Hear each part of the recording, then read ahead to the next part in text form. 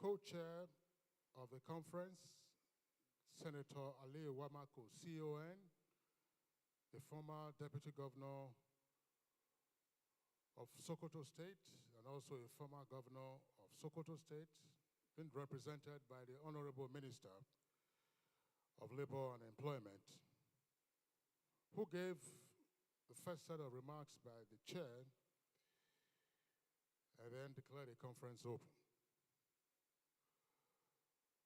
The conference chairman, most distinguished Senator Ayim Pius Ayim, former President of the Senate of the Federal Republic and former Secretary to the Government of the Federation,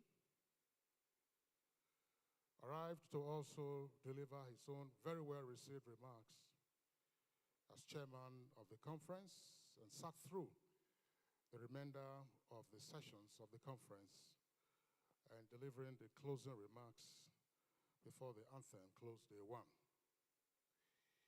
In between, we recognized, of course, the number of many dignitaries who were in attendance, and the dignitaries included Your Excellencies, the former deputy governors, the governors who were also represented, the incumbent deputy governor of Abia State, representatives of a couple of ministers, including those of health and social welfare. There were goodwill messages, two of which were received, one from the ambassador-designate of Poland to Nigeria. And in commemoration also of the 15th anniversary of the forum, there were 3 awardees who were decorated with the Forum of Former Deputy Governors Nation Builders Awards.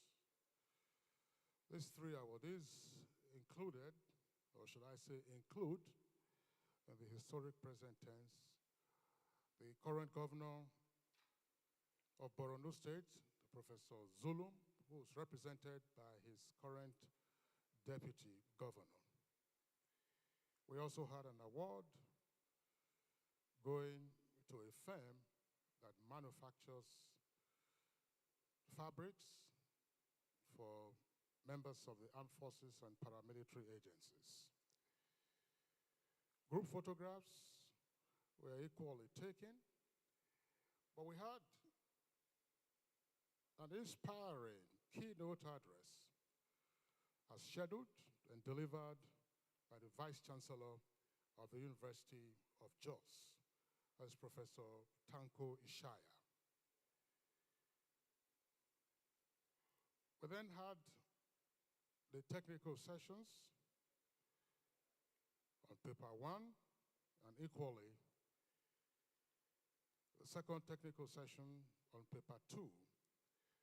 The first paper, of course, for the technical session derived from the keynote address, while the second paper by Kayode Alonge on reviving local industries through policy, finance, and infrastructure had a panel conversation also by some of the members of the forum and other dignitaries.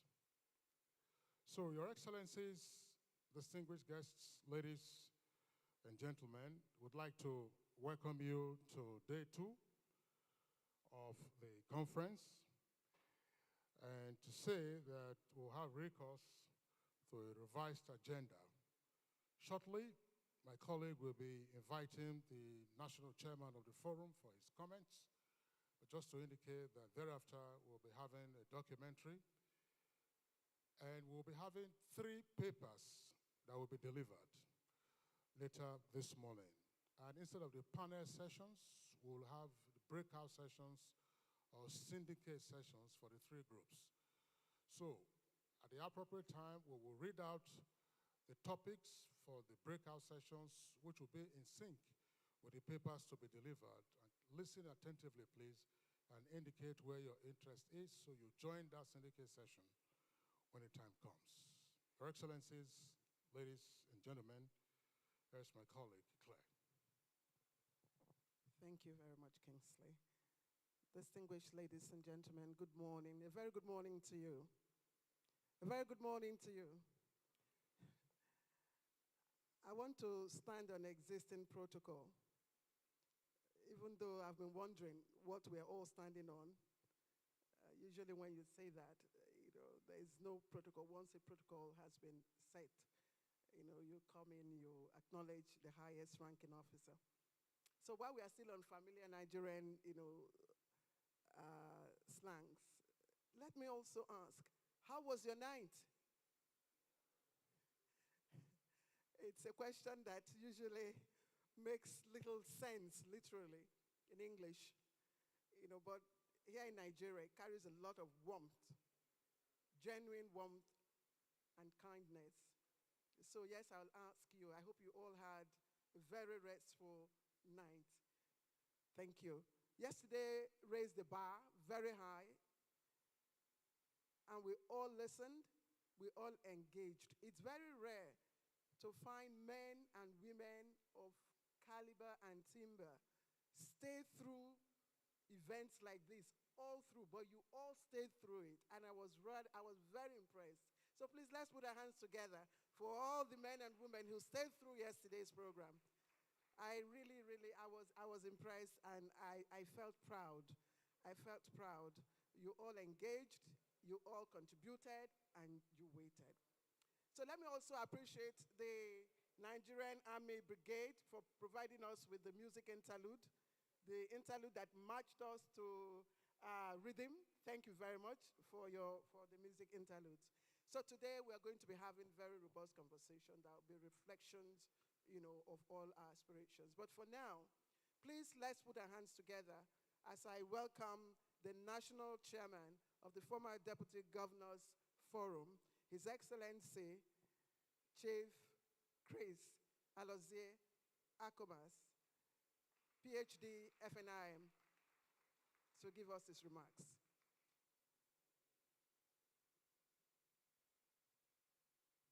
Thank you, Clay.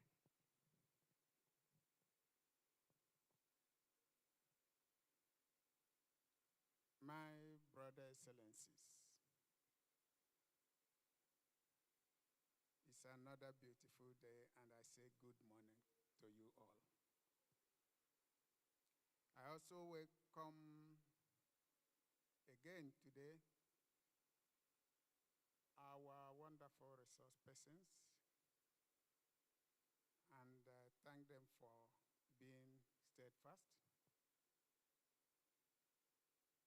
Today we have in our midst somebody who represents someone who has been a pillar of support to this forum. There are a number of them, my friends, that have really been very supportive, but this one, we are close, so friendly. Last year, he was here with a team. Senator Tijani Kaura, who is here representing His Excellency Senator Abdulaziz Yari.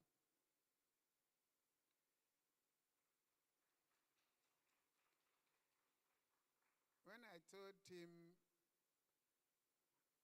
at one of our meetings, I said,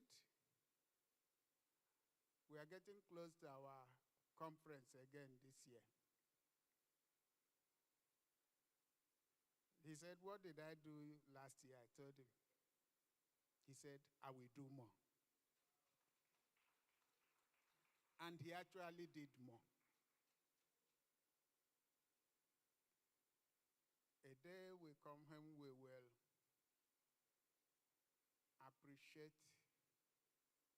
a number of them, governors, former governors, who are my friends, that have understood and believed what we are working on. Distinguished Senator, we welcome you. When you go back, tell him that we appreciate him and we are grateful for all the support and backing. and that we say God bless him the more, keep him healthy and strong to serve this Nigerian state much more and better. In Jesus' name. I have one of my junior brothers here. There are young men that when it gets tough, I call them and say, you cannot be there. And your senior brother will be stuck. One of them came in yesterday, but not one, three came in yesterday. One, maybe people observed, came out here. He's still in the house, a legislator.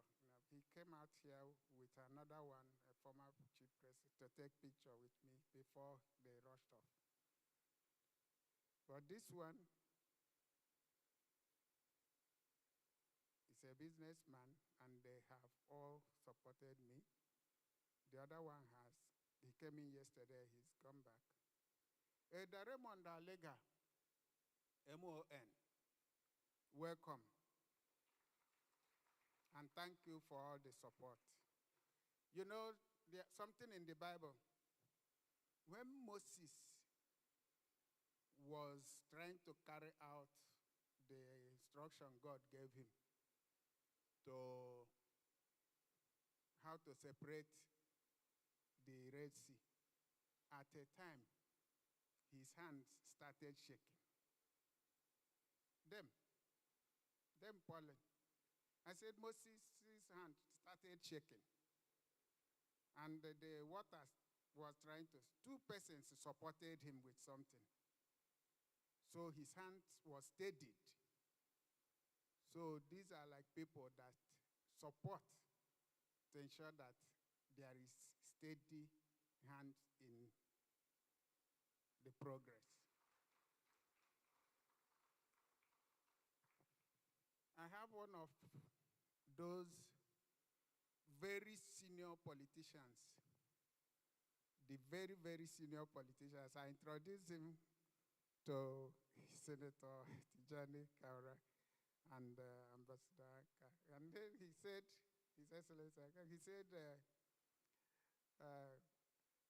we thank God that you survived all day. Because when he started telling him the few of the things from 1983, Pastor Alonge, please stand up for recognition. We are in a forum, and the forum is for good governance.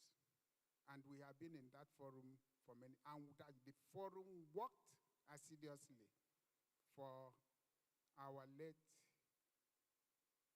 former president, Alhaji Buhari, and may God bless his soul. We worked very hard, and the forum remained strong. After he got into the office, we had the opportunity of always dissecting the policies and what was happening, and he also gave us the opportunity and time to listen to us privately. And Pastor Longe was one of the strong pillars of that. So when he heard about this conference, he sent me a message. I will come to support you. Send me an invitation. And here he is. He was here yesterday, but then I couldn't introduce him. So this morning, we are continuing with this conference. We hope to try and make it as interesting, if not more interesting, as what we had yesterday. I am happy that we have 3 papers coming. After the papers, I told Kingsley that if we can take the 3 papers before a certain time, we go for our tea. But if we can't take all three, we take two, go for the tea, come back, take the third one, and then go into syndicate sessions, just by way of preparing our minds and being ready for what is coming. So I thank you all, and I welcome everybody once again. The media, the security people, and all the rest that are here with us and have been here with us. May God grant us another successful and fruitful day of conference and deliberations for all that He has given us. He has given us life, and He has given us grace. Thank you, and thank you very much.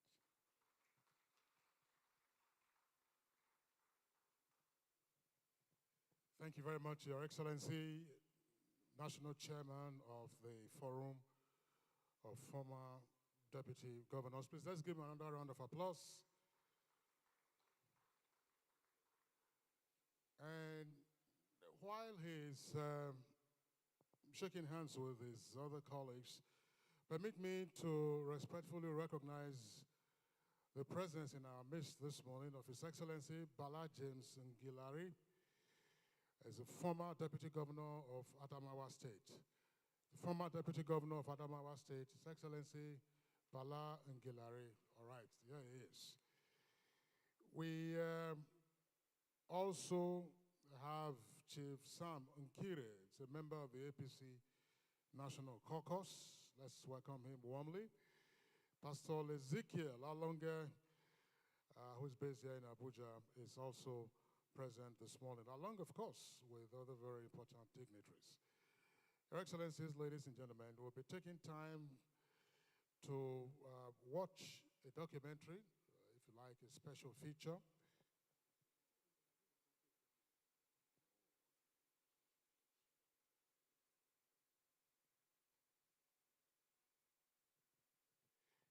We'll be taking time, just a couple of minutes, to watch a special feature by the Forum of Former Deputy Governors. And the title is on Turning Experience into a Formidable Force for Good.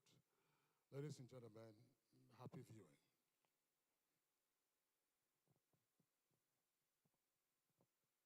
Former deputy governors from across Nigeria decided to come together in 2010. Something remarkable was born. A gathering of men and women determined to keep serving the nation, even beyond the corridors of power.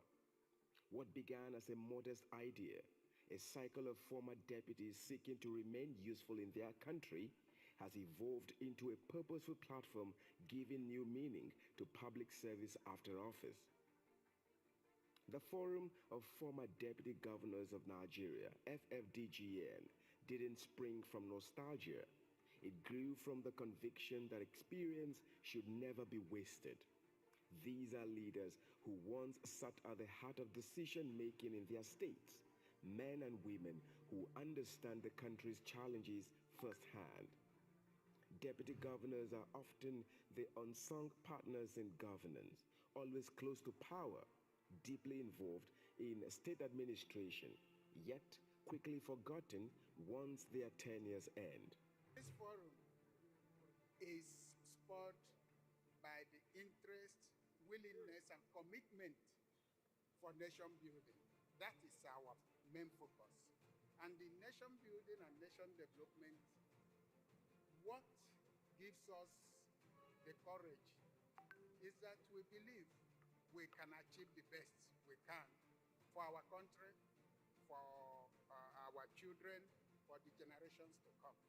The forum was created to change a perception, to prove that leaving office doesn't mean leaving relevance. It provides a structured platform for serving and past leaders to keep contributing to national development, mentoring younger politicians, and sharing insights that can help current administrations avoid old pitfalls.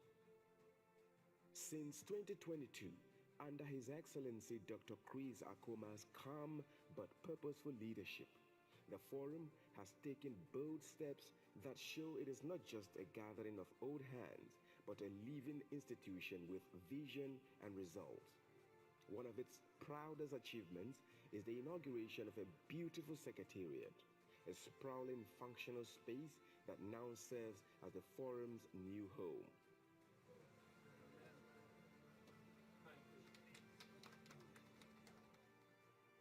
No more borrowed halls or temporary offices. The forum now has a befitting roof for its size, symbolizing stability, unity, and renewed purpose. From a one-bedroom hotel room in top rank in area 11, which used to be our office when I was a chairman, that was where we were operating for about 10 years. To have moved to this level, to other offices, and now to have acquired this as our own, I think this is a great achievement. Even more inspiring is the partnership that gave birth to the Polish Nigeria Business Council, a milestone that has opened new doors for trade, investment, cultural exchange, and bilateral cooperation. We want to learn from you, we want to hear from you, because we as Poland, we are getting to know Africa better and better, and you should help us. This partnership is not just about MOUs.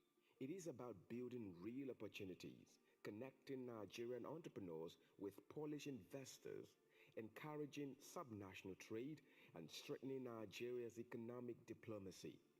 It is clear, leadership doesn't end with tenure. It simply changes direction. A man of vision, determination, and an achiever par excellence, Dr. Akomas has, within 3 years, taken the FFDGN from an emerging platform to a prime voice in national discourse. Another bold initiative is the inauguration of Forum's renewed Hope Agenda Peer Review Group, a space where former deputy governors and seasoned resource persons come together to monitor governance experiences and craft practicable recommendations for current leaders. From budgeting and education to peace building and disaster management, these sessions have become vibrant think tanks that keep the forum relevant in national conversations. What we are doing is to ensure across party line, whoever you are, you have served, you are still continuing to serve the government, the country, and our people have given us opportunity to represent them, to serve them. And so we have a lot still to give, and we continue to give it whether we're in office or not. And collectively, we will always come out with very refined ideas. And this year, we are talking again on the capacity that has to do with increased productivity. We are looking at innovation, we are looking at leadership, we are looking at industry. Yet, what truly sets the forum apart is its human side. There is a deep sense of camaraderie and mutual respect that transcends party lines and regions. They are not just reminiscing on the past, they are deliberately shaping the future, mentoring young leaders and lending their voices to peace, unity, and national integration. The FFDGN, with its array of experience, noble leaders, will leave no stone unturned to see that Nigeria develop in all leaps and bounds. Still, there is work ahead. The forum knows there is still a long way to go, from turning policy advice into measurable results, to ensuring its impact reaches ordinary citizens, not just policymakers. But with its secretariat in place, partnerships expanding, and a culture of collaboration taking root, the forum is clearly on course. The story of the forum of former deputy governors of Nigeria reminds us that public service doesn't end with tenure. Under Dr. Chris Akomas, it is becoming a story of continuity, where experience meets relevance and where the passion to serve transforms into legacy. From every corner of Nigeria, they once served their states. Today, they are serving something bigger, the idea of a nation where wisdom never retires. And As the cameras fade and the applauses settles, one truth endures. That this forum is more than a gathering of yesterday's leaders. It is a fellowship of patriots, bound by service and strengthened by experience. With the steady hands of His Excellency Dr. Chris Akomas and his dedicated team on the wheel, a new horizon for the forum is in sight. One defined by vision, relevance, and renewed purpose. Because when wisdom leads and experience unites, the nation can only move forward.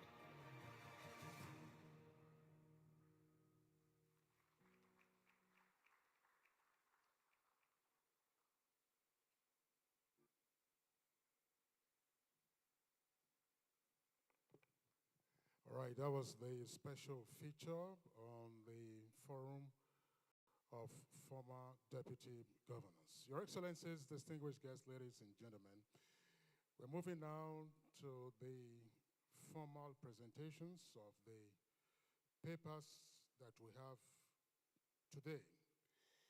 There are three papers, as we indicated earlier, and the first of the papers will be on agriculture, post-harvest processing as a pathway for employment generation, wealth creation, and stable supply value chain.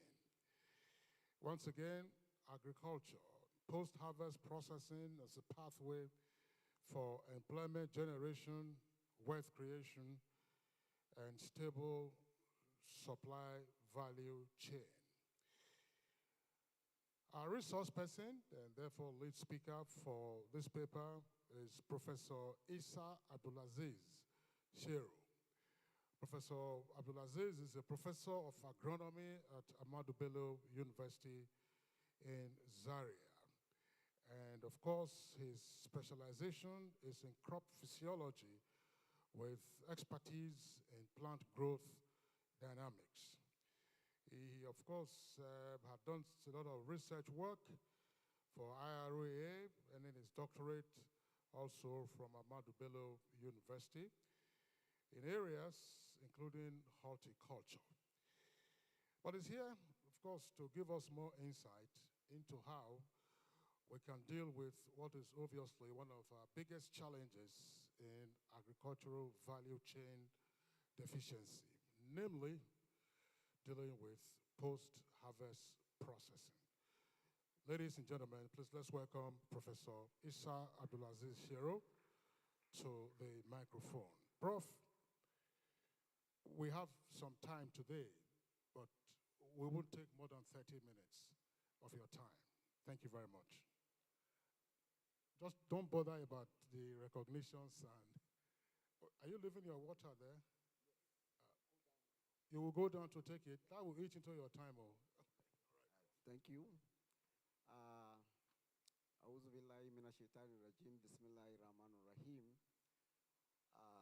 Your Excellencies, the National Chairman of the Forum, the Executive Committee, I want to welcome everybody here.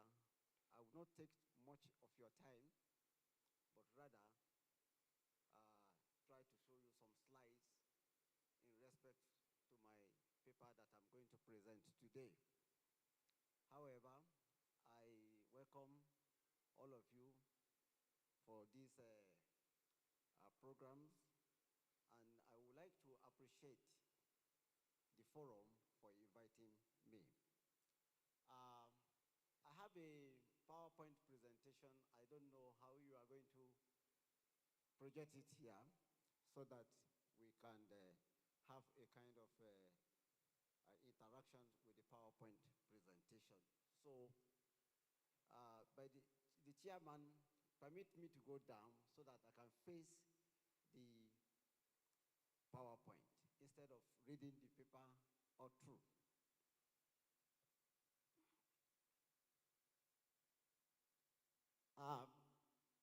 Let's go back to the title. I want to talk about the title briefly. The first slide is on post-harvest processing. processing can create wealth, job opportunities, and stabilizing the uh, programs. The background, I will start to talk about crop production.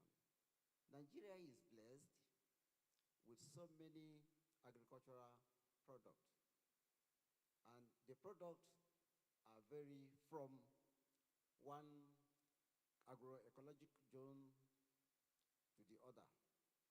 That is the blessing that we have. In Africa, Nigeria produces the largest market for agricultural food. And when you look at the workforce in agriculture, we have the largest in Africa, but then we have humongous losses in our produce year in, year out. And this is as a result of limited processing capacities that reduce our income. So the post-harvest processing can also increase the life shelf of produce you have produced in your field. When you add value to it, it extends the value and give you more income. The next slide, please. The next slide. Okay. The problems that we have here, we have high production of our food. Our farmers are usually local farmers that will feed this country. And after production, we have a very high losses. And these losses start from the staples to what is called perishable food, like fruit and vegetables. And this cannot be estimated by this presentation, but crops by crops, they can be estimated. In each crop that they produce at a particular given time, we have what is called seasonal glut.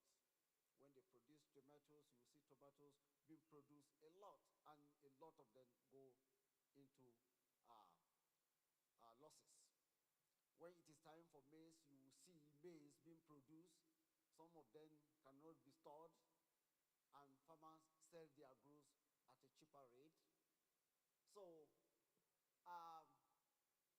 these losses, as the farmer produces and send his produce to the market at a cheaper rate, he may not be able to overcome his expenses that he has invested. So the farmers usually go into losses. And this results to a kind of affecting our urban consumers. You will see at a particular time, consumers are buying products when it is not available at high prices. The picture you are seeing by the side here, that is how we do our marketing. It's not organized. People take their produce, sell them at a giveaway price. Let's go back to that slide, please. Please. You can see in the world, Nigeria is the third country that has total losses in tons, in million tons. China is larger than Nigeria, so we expect more from them. But then, the so-called United States, they follow us immediately, despite they have the technology. But Nigeria is third. Next slide. So today, we are going to discuss on how a post-harvest processing drive employment, that is how it can create employment, and also assess the wealth creation across the value chain, and also identify the mechanisms that we use to supply chains in Nigeria. Then we equally recommend policy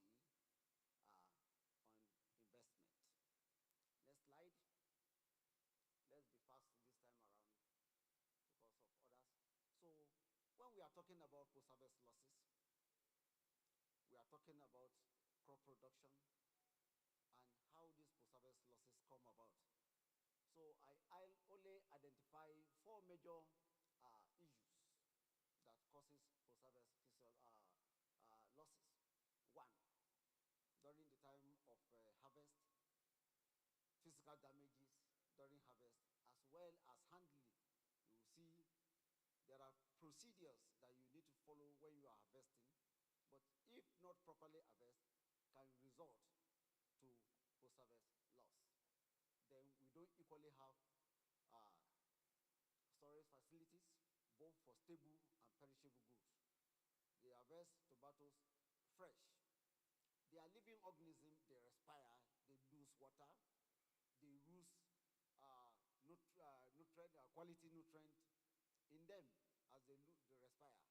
So at the end of the day, we equally have pests and diseases attack from the fields, or sometimes in the field, in the storage chamber. So diseases like fungus, bacteria, and so on. Equally, when you harvest and you are moving it to a destination where you want to sell, the mode of transportation is another problem. So at the end of the day, you have a transportation, we have poor transportation and logistical problem. All this impact the economic losses to a farmer and as well as the stakeholders that are involved in the post-harvest losses. Food security is a very big challenge. We lose our crops, we lose our products, and in quantity as well as in the quality. So environmental impacts. Some of these losses, you will see them, they littered everywhere and causing a lot of environmental problem, releasing methane and releasing carbon dioxide, which equally affect the environment in terms of climate change. Then the socio-economic consequence for the community: income reduce, poverty increase. Next slide, please. What is post-harvest processing? Post-harvest processing is different from post-harvest technology. The technology is about the handling process. Why the processing? What are those things that you need to do to come up with a very good product? So post-harvest processing is the activities that you engage in a particular product to preserve and transform or give a package for a produce. So this includes starting from the simple ones that we are common in our families: drying, milling, canning, and as well as curing and packaging, as well as adding values to the product. So post-harvest processing is a bridge between production and the market values. So if you look at it generally, during the feed harvesting, you can see different percentage that are involved. So cumulatively, we can have about 10 to 23% losses when product is not properly handled. Let's move ahead. And these are the things that we see during the harvest periods. Next. Okay. These are the actors that are involved: farmers, cooperatives. We have small and medium processors, MSMEs, transporters, storage operators, and input suppliers, extension service, and consumers. These are the chain actors, those people that are involved in the post-harvest processing. Let's move. Next slide. Okay, this is the value chain: harvesting, that you do during the harvesting period. You harvest dry, grade, sort, and aggregate. Then you load and transport from that place to the storage or for crop protection aspect, where you do pre-pooling if there are crops that respire. If there are crops that respire, you could pre-pool them to put them in a very cold environment for them to continue ripening, cold storage, warehousing, quality control assessment. Then you now go to processing. Before they process any product, you find out that they will grade it first, big one, small one, those that are not good, those that are good. So you sort them, then before you go into primary, secondary processing. Then market linkages, where you package it very fine, and you either brand it, and transportation should be very good before you go to the market. Then you need market information to make sure that what is the selling price of a particular produce, as well as what are the information of other people that are selling around the environment, so that you can make your money. Then some people sell it as wholesales, and some sell it as retail sales. Next slide. Post-harvest processing in Nigeria. We have different aspects of economic values. We have increased job creation, reduced losses, and market opportunities. That's the economic part of the post-harvest processing to an individual, as well as for the company or for the country. Then when you do proper harvest processing, it will also increase the food availability, because you store them for a while, and when the food are not available, you bring it out. Then improve nutrition. For anybody who is going to post-harvest processing, you need to look for the good ones and keep them. Then it's also reduce the spoilage. Then product quality and sustainability, preserve quality, extend the life of your produce, as well as enhances sustainability all through the year. Let's move to the next slide, please. Now, the main thing that we were here, the other ones that I'm trying to explain to you, they are just like an introductory aspect. But this one will be very short, because you will link it up with what I've been saying. We have direct jobs in the post-harvest processing. There are jobs for the farmer who produce a produce. On the farm, you employ some people.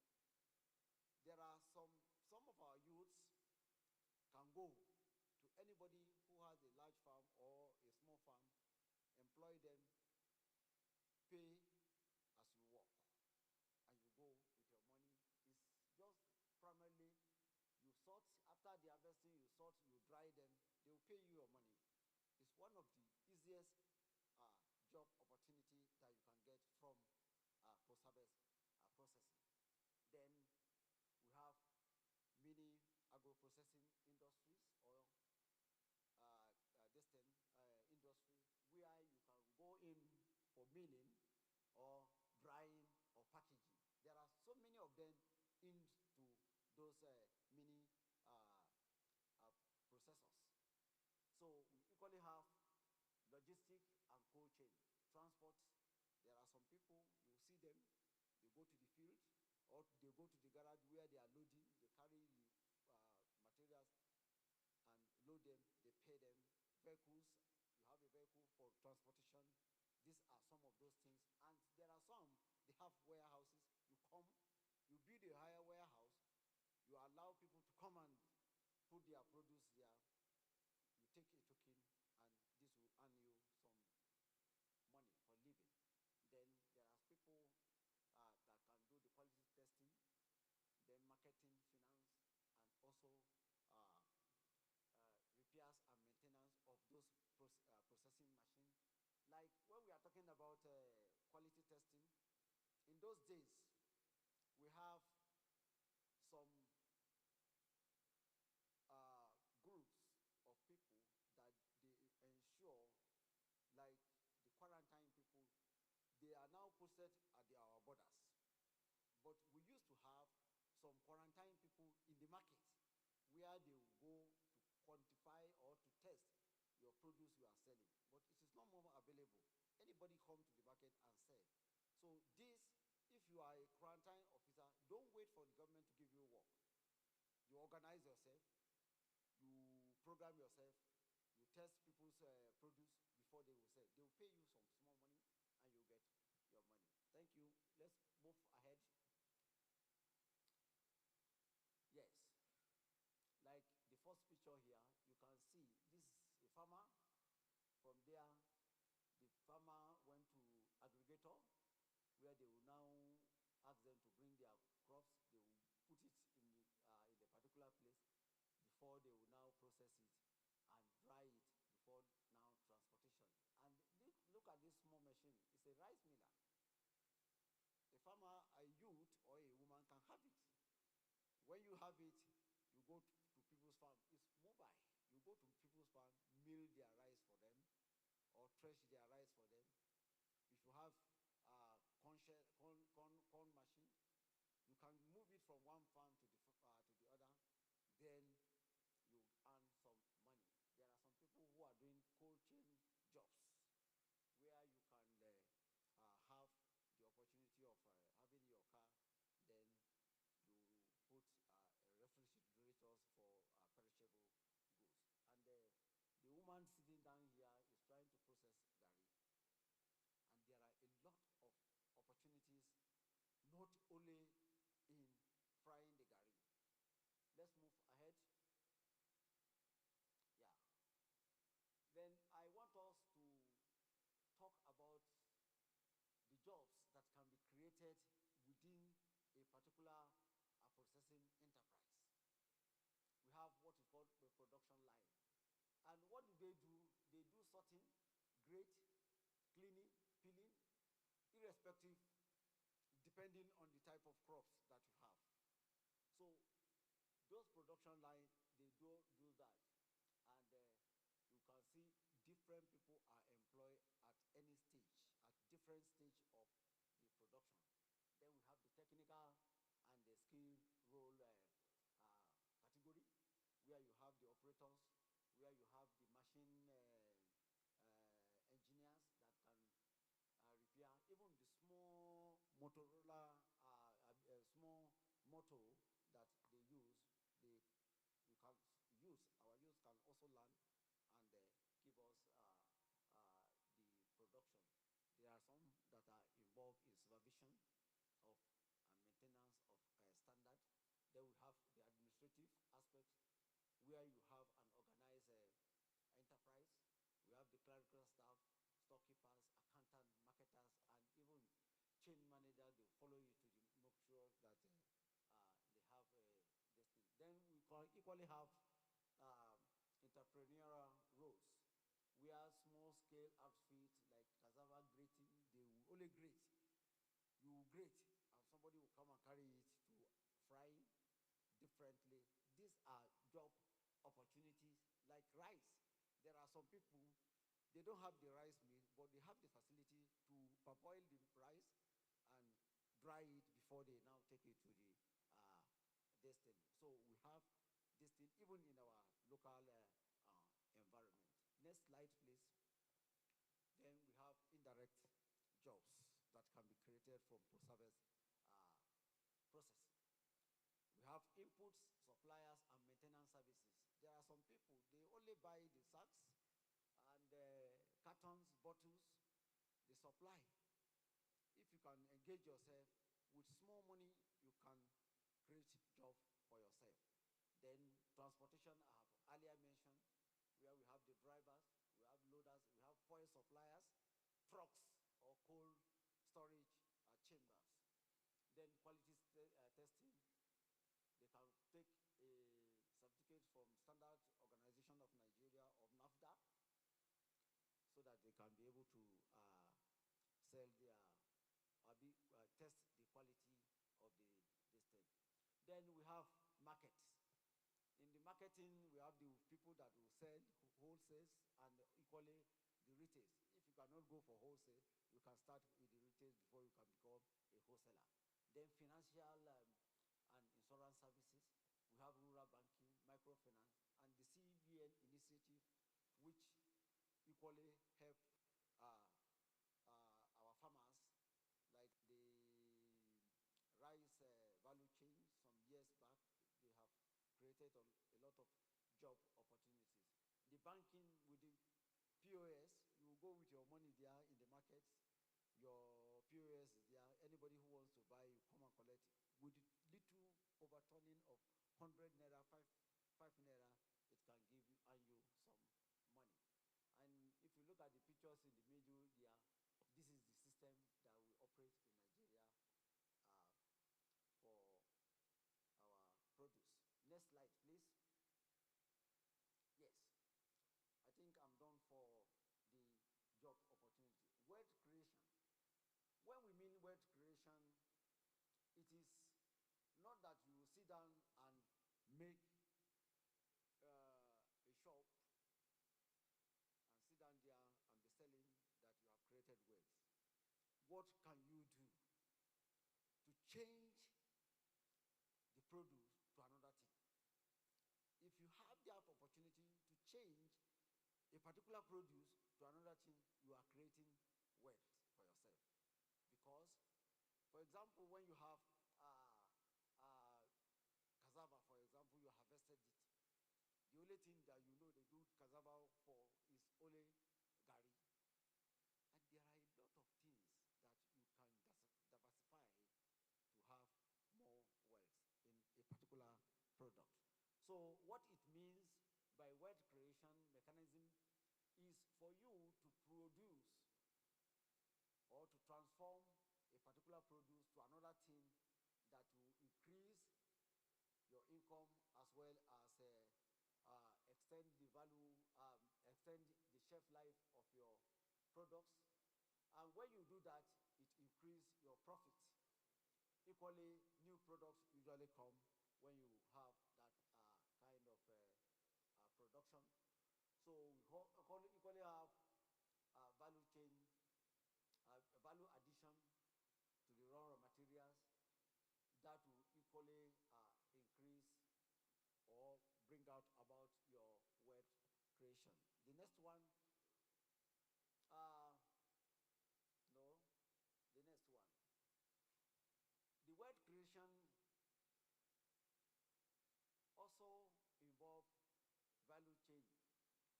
The value chain addition into a particular product will also increase your price and also give you a good gross margin. Then you also diversify to bring out new markets. Look at this particular apple. It has been cut into different shapes.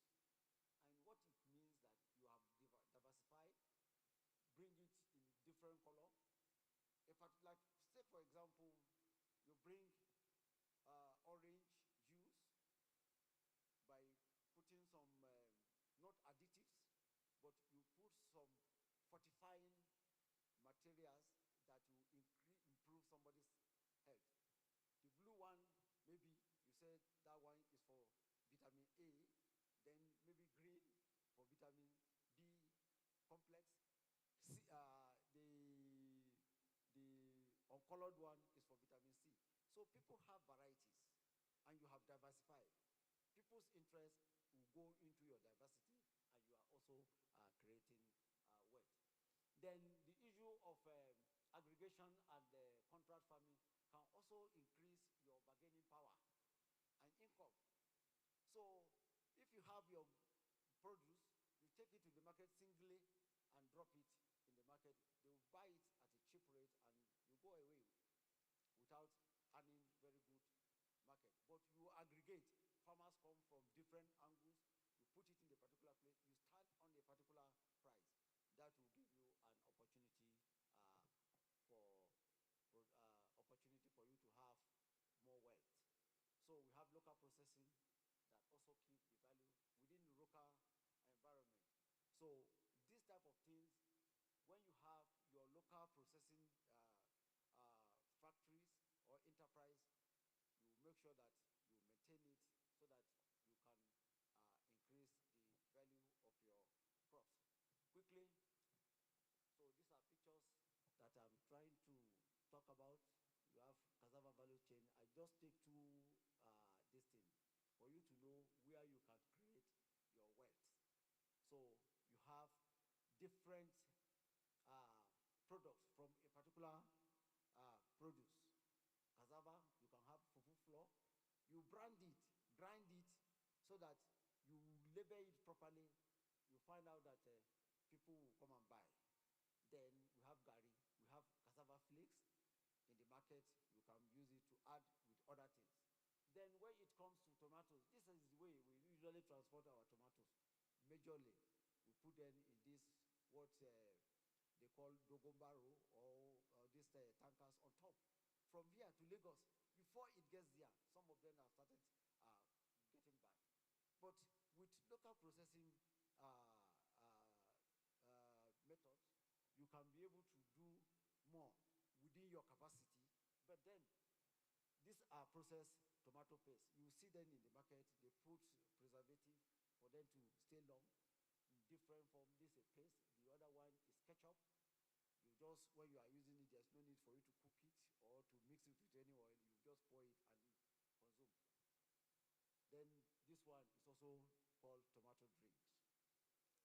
You can squeeze the water, put oranges and some other things. It will give you a very good flavor. If you can package it properly, you are creating a very good wealth for yourself.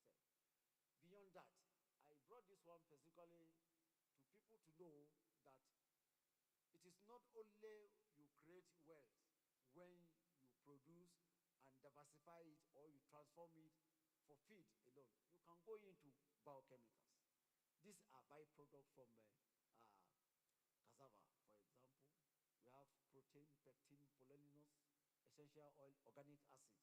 You can produce them from cassava. And biofuels, these are fuels that you can also produce to run your generators and even your cooking gas in the house. Produce electricity, heat, steam from cassava products. And even biomaterials, that we have textiles and nano fibers for making fabrics in the textile industry. So this one, I'm just bringing it as a sample that you can even go beyond what you can consume. Next slide, please. So quickly, what value addition can do. I'm just talking generally. I'm not specifying with specific crops. So you can increase your income, reduces post-harvest losses, and extend the product's life, as well as new market and opportunities can come up where you have added value into your product, your produce. So these are just some few benefits. Then let's move to the next slide, please. I'm almost rounding up. When you create a wealth, there is need for you to equally open a market, to have access to the market. You do that for you to have where you can sell your produce. So how can you do that? There are some strategies that you can make farmers, cooperative and society. When you have a product, you gather yourself, then somebody will go and look the markets for you, then sell it there. Then you can equally have what is called direct contact. For those people that need your products, you can contact them. That, okay, I have so quantum of produce. Do you need them? Which time do you need them? I will package it for you and bring it for you. Then you need to know what is market information system. So you use market information system like digital platform where you can post your things either in the website. We have the common one that we use now, the WhatsApp, stamp ground to even your status, you sell your produce. Thank you. Prof, Yes. 5 minutes, please. Sure, yes. I can get up to 5 minutes. Prof, 5 minutes, Thank please. you very much. Well, next slide, please. Yes, the last aspect of our presentation, how can you stabilize post-harvest process supply chain? So you need to have structures and logistics on ground, like modern storage structures. Like that one there is a cold room where you can go in there and pack your things and they will be kept. You pay some services. Then improve transportation. It is not any vehicle that can carry your things. There are some, before you go there, you find out the bags, the baskets are stored down. Then you need to have what is called enhanced packaging. There are different packaging materials that you need to use for you to have good products. Then practice and handling. So you should harvest your crop when it is appropriate time for you to harvest. If you want to take it for a longer period of time, for tomatoes, for example, you need to harvest it between light to yellowish, not red, when you harvest them, so you can transport it for a long period of time. And when you are handling it, you also handle it. Then quality control and post-harvest treatment. When you see a marketer, like, let me give you an example of a orange seller, this local orange seller, you see them, they put omo inside water and begin to boil it with the foam. What are they trying to do? They are treating the orange so that the crop cannot respire very fast because it waxes the body of the of the produce. So we calling it technology, where we use digital tools and technologies to promote our produce. So you need to have something that you send to people so that they can easily get your this thing. Next slide, please. Next slide, please. These are the benefits. Next slide. Okay, I have made some. Next slide. These are case studies I wanted to discuss before. Next slide. Yes, we need technologies and innovations, platform. So you need small scale machine like the thresher, dryers, solar dryers, and mills. So you need to also have what is called cold chain solution and modular storage. This is an example of a solar dryer, and this is a cold room. This is online marketing platform. Next slide, please. Gender and youth inclusion. So we should not leave our youths, and we should not allow the old men to be doing the work. You involve the youth and the women to participate so that they can actually do more. Most of our post-harvest processing exercises or activities are done by women. Let's move ahead. Yes, we have challenges when we are talking about the good things of what you can get. Look at our roads in the country. This is a picture from somewhere. I will not mention the place. That's why I decided to skip it. These are ways we sell our things in the market. You see it there for days. Nobody buys it when at the glut period. Then crowdiness in the market. Some people will be moving and they will eventually go in there to crush your things. Then if you want to embark on cold storage, you can find out that we have problems of light. Our lights, look at them, poles will fall down, nobody cares about it. My honorable members, as you promised, I know the chairman usually they do take him by his words. We need more from you people to improve our electricity in the country. Let's move, please. Policy. We are talking about policy since yesterday, and we need to invest and try to have a hub where a particular produce will be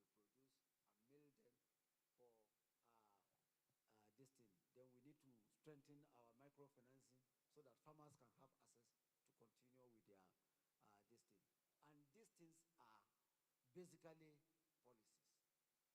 Policies in the sense that when governments stand on a particular thing for their people, it should be done. Policies are not merely spoken in the public and just go away. Policies are enforced. When you have a policy that you know that is going to be good for your community or for your people, you enforce it. If you didn't enforce it, we are used to it, so changing our fellow colleagues. Yeah. Next slide. So what are those things that we need to do? We need to have a pilot processing hubs in all the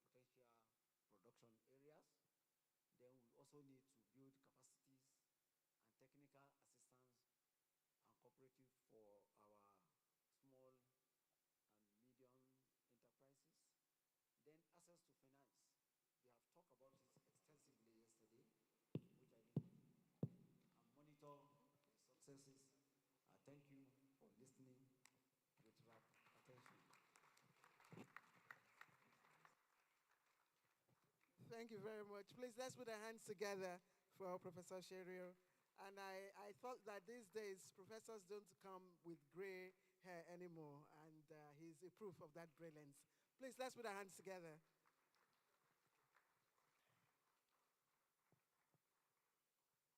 You know, yesterday I said goodwill and encouragement. When you give it, it comes back to you in more ways, wonderful ways than one. Today, we want to recognize friends of this forum, friends of the national chairman, who have come here to support the forum, and of course, to support the chairman in all the good work you members are doing. So let me quickly welcome Dr. Salisu Ngawa. Dr. Salisu, are you here? Dr. Salisu, are you here? Okay. He will come in and we'll appreciate him. General Hassan Dada. General Dada? Okay.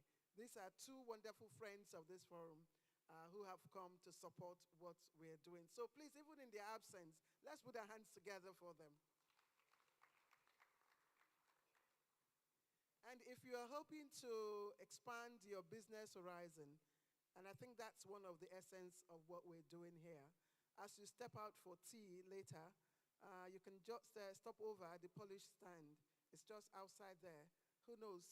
It might be your gateway to international business, investments. The Polish stand, it's outside there, and please visit them at your leisure. Our next paper will be delivered by Dr. Chris Okafo, and I have a long list of Dr. Okafor's biography.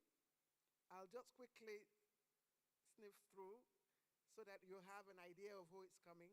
And the topic is coming to deliver, the paper is coming to deliver, is on urgent need for policy frameworks to ensure cocoa value addition as a means of generating employment and wealth creation. And Dr. Okafo he has 30 years, that's 3 decades of managing transformational agricultural development projects, including agri-enterprises and human capacity development across multiple sectors, research and development organizations, not just in Africa, but in the whole of sub-Saharan Africa. Dr. Okafo also led an IDH, that's International Development Foundation, initiative to transform Nigeria's oil palm landscape between 2019 and 2023.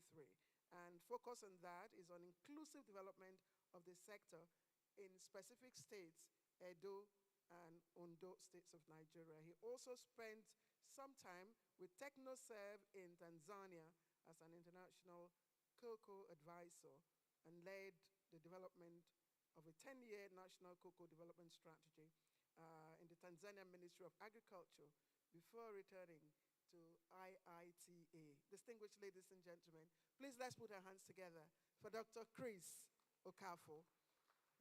Doctor, I hear you have 30 minutes or less. Kingsley, we have 30 minutes. For cocoa?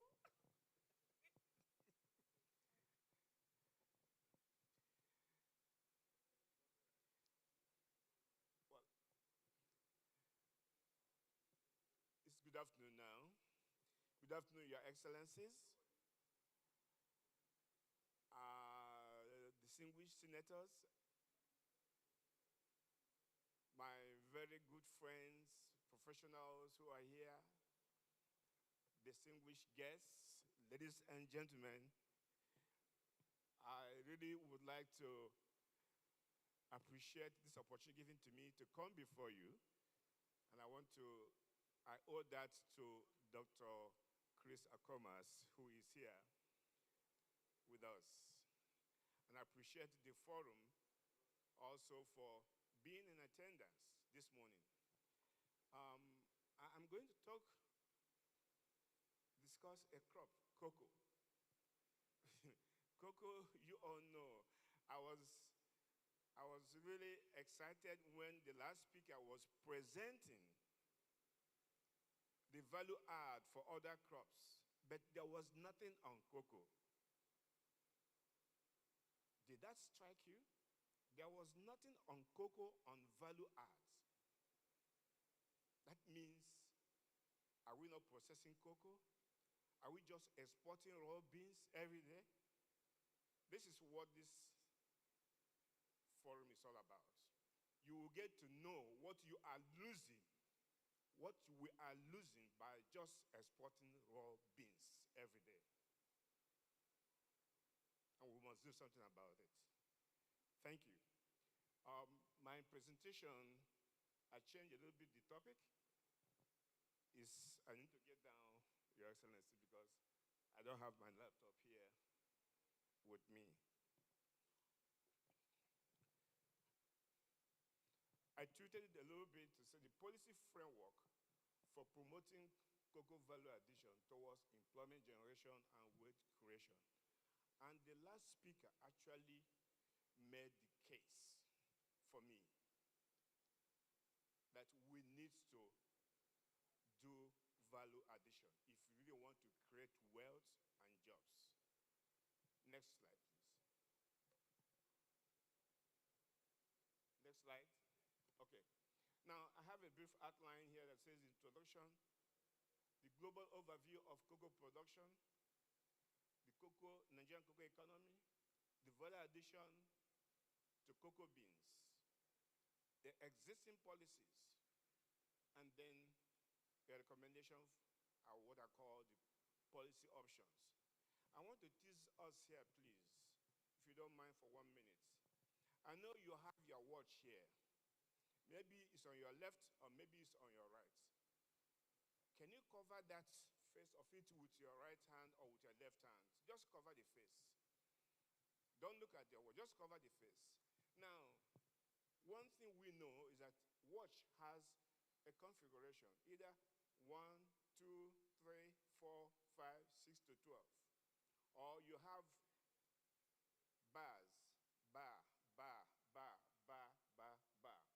Or you have Roman, I, IV, and all whatnot. Without looking at your watch, can you configure, just in your own mind, don't tell me, what is it, how your watch is configured? Is it 1, 2, or I, or dot, dot, dot, dot?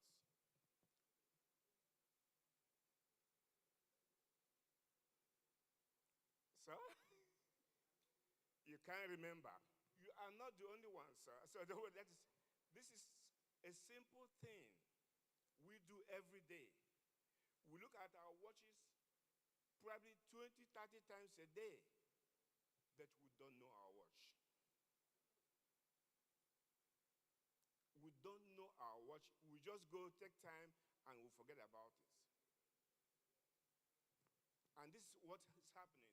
This particular hall, for most of us who are here now, Dr. Yama is here, he's a cocoa man, he's the chairman of the Board of Trustees of Cocoa Association of Nigeria. I have Mrs. Ajawa who is here. You have this hall here has had a lot about cocoa. That when next you come here, we will tell you, look, if you are coming to discuss cocoa, get out, because I've had enough. This hall here, that means we have had enough of discussion about cocoa, but we are still on the same spots, and you will see it now. Now, if I take you to the presentation outline now, we have gone through that. Let's quickly go to look at the cocoa in the world. Why you need to know cocoa in the world is that if you do not know your watch, you will not be able to know your time correctly. Let's know cocoa before we go to policy. Cocoa in the world. I want to talk about this a little bit. Yesterday, it was established that this particular theme for this workshop is what the country needs now: leadership, innovation, and industry. This tripod, obviously, will obviously form the major drive for our economic transformation. If we miss anyone, it's not going to work. Next slide. Next slide. Now, let's look at global cocoa overview to give you an idea of what cocoa is in the world. Cocoa is cultivated in all the tropical regions of the world, including West Africa, Latin America, Southeast Asia, and Oceania. But they are dominated by smallholder farmers across the world. Africa remains the largest cocoa producing region in the world. Ghana accounts for 37%. Cote d'Ivoire accounts for 37%, and Ghana 12%. Nigeria 8%. Next slide, please. Today, there is huge investment in Latin America, Ecuador, and Brazil, for example. And they are expanding. The fear is that they will overtake Nigeria and Ghana. And that's a problem for us. And if you look at it, the production globally is declining because of climate change. Even this morning, it has also been reported that decline in cocoa production is really becoming an issue. And it's reflected in the price of cocoa you will hear now. Next slide. Now, if you look at the cocoa trade, the value chain, or the industry, and you can see where Africa that is accounting for almost 30% of the production, but we are not earning much from it. Now, you can see that because of the value of cocoa in the global market, there has been a lot of vertical integration and horizontal integration. What is vertical? If you have a company, a transnational company like maybe Cargill, that is producing chocolate in the USA or in Europe, he comes to Africa that is producing cocoa and makes sure that he is controlling the supply chain of cocoa beans from Africa that will serve his industry. That is vertical integration from the farm gate more or less to the factory. How about horizontal? You have a company that is producing chocolate, and to control more of the market, it will merge with another company that is producing chocolate. That's horizontal. And that's what's happening in the cocoa industry. Next slide, please.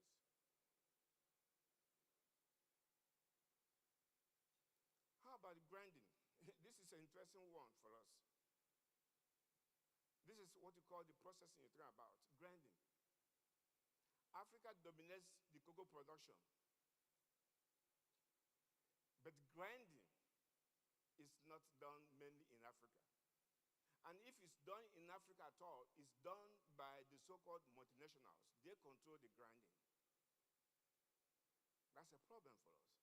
If you can see it here, the transnational corporations, Barry, Caribou, Cargill, and Olam, dominate globally the grinding activities in the world.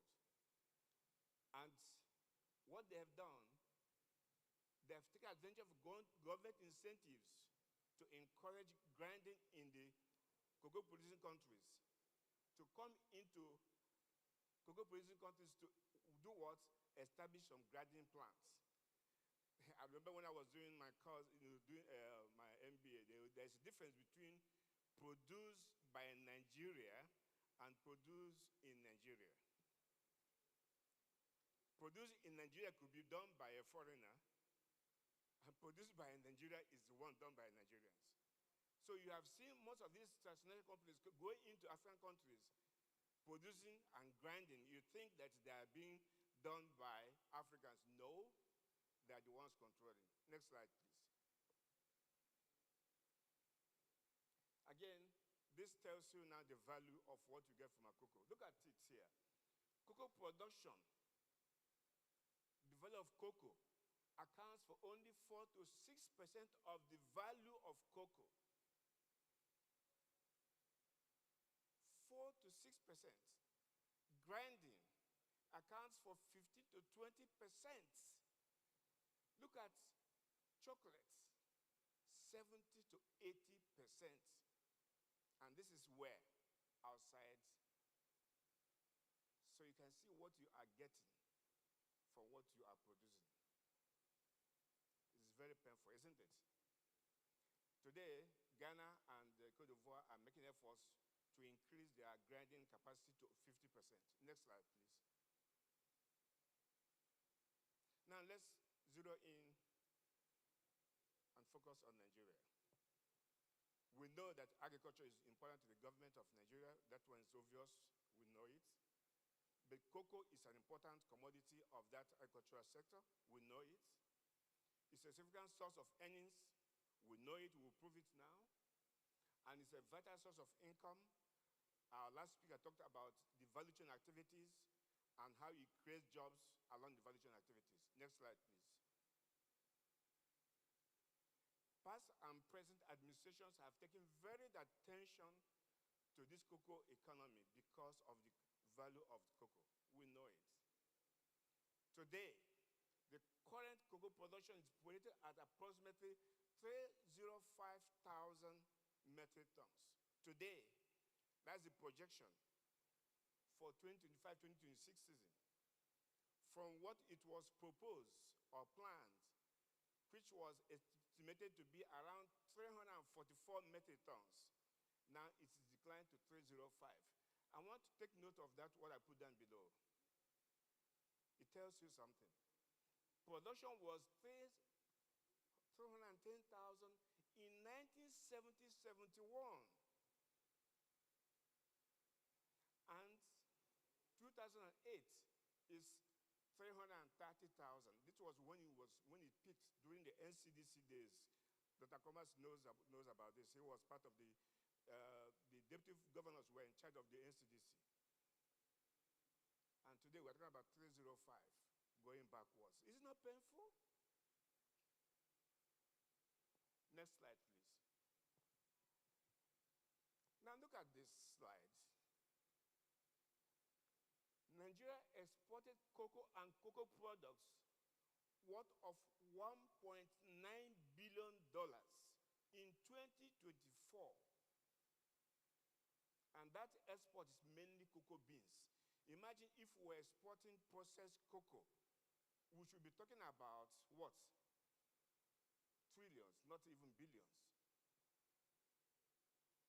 And this came because of the increase in cocoa price recently, last 2 years. The cocoa price moved up from $3,000 to $12,000, almost 567%.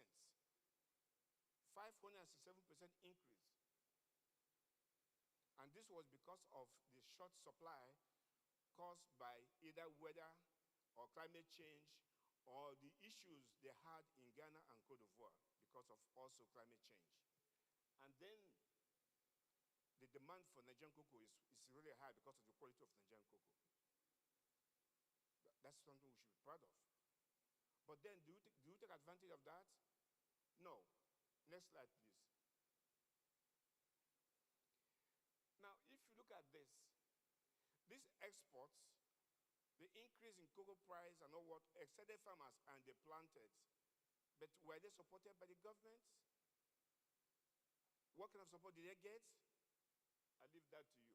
Unfortunately, the cocoa production price that we saw was not stable. Today, it has gone down from that 12,000 to almost 6,000 to 5,000 today. That's what it is.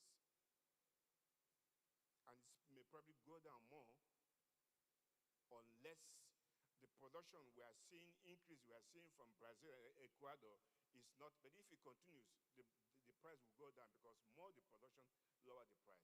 Next slide, please. How about the challenges we face in the Nigerian cocoa sector? There are quite a lot. The inadequate cocoa farmer says we don't have records at all. We have low scale of production. The average cocoa farmer in Nigeria is less than 2 hectares. And for you to be profitable, to break even in cocoa production, you need a minimum of 4 hectares. A minimum of 4 hectares. It has been proven. And now we have limited diversification. We have aging cocoa trees and aging cocoa farmers. The number 1 cocoa farmer in Ondo State back some 6-7 years ago, Chief Adebolu, passed on. None of his children took over his cocoa farm. I don't know where you know him. None. So, there's no intergenerational transfer of this knowledge. And that's a huge challenge for us. We have the inadequate production and marketing support services. We have the weak farm organizations. Next slide, please. Next slide. No. We have, of course, quality issues. We have unstructured and uncoordinated free nature of our markets. And we have the increased demand for certification and traceability, which is putting a lot of pressure on farmers. And then we have, of course, weak local processing capacity. We'll talk about that. And we have policy challenges. Next slide, please. Now, this takes us to the next talk, which is about value addition. What is value add? What is it? What we've been talking about here. The value addition, the first speaker did mention some of the elements of this. It's about transforming the beans into higher quality that can give you a better price. That's value addition. If you harvest it and you do not treat it well or process very well, you'll not get a good price. There's no value. But if you process very well, you get a good price. That's value you have added. That is what we call the primary processing you mentioned today. Fermentation, drying, and all that. That's value add elements.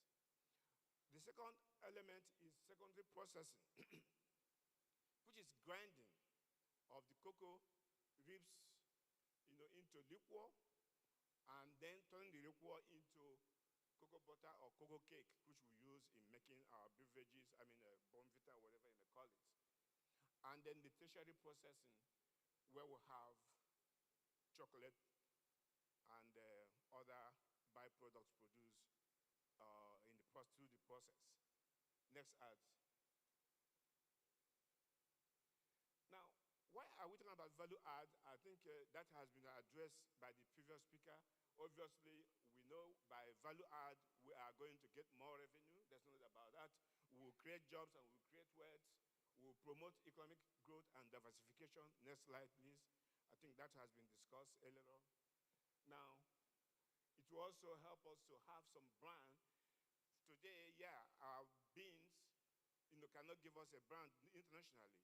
But if we are processing cocoa into chocolate, like Ghana today has a golden tree. If you go to the airport in Ghana and you go to the shelf, you see golden tree.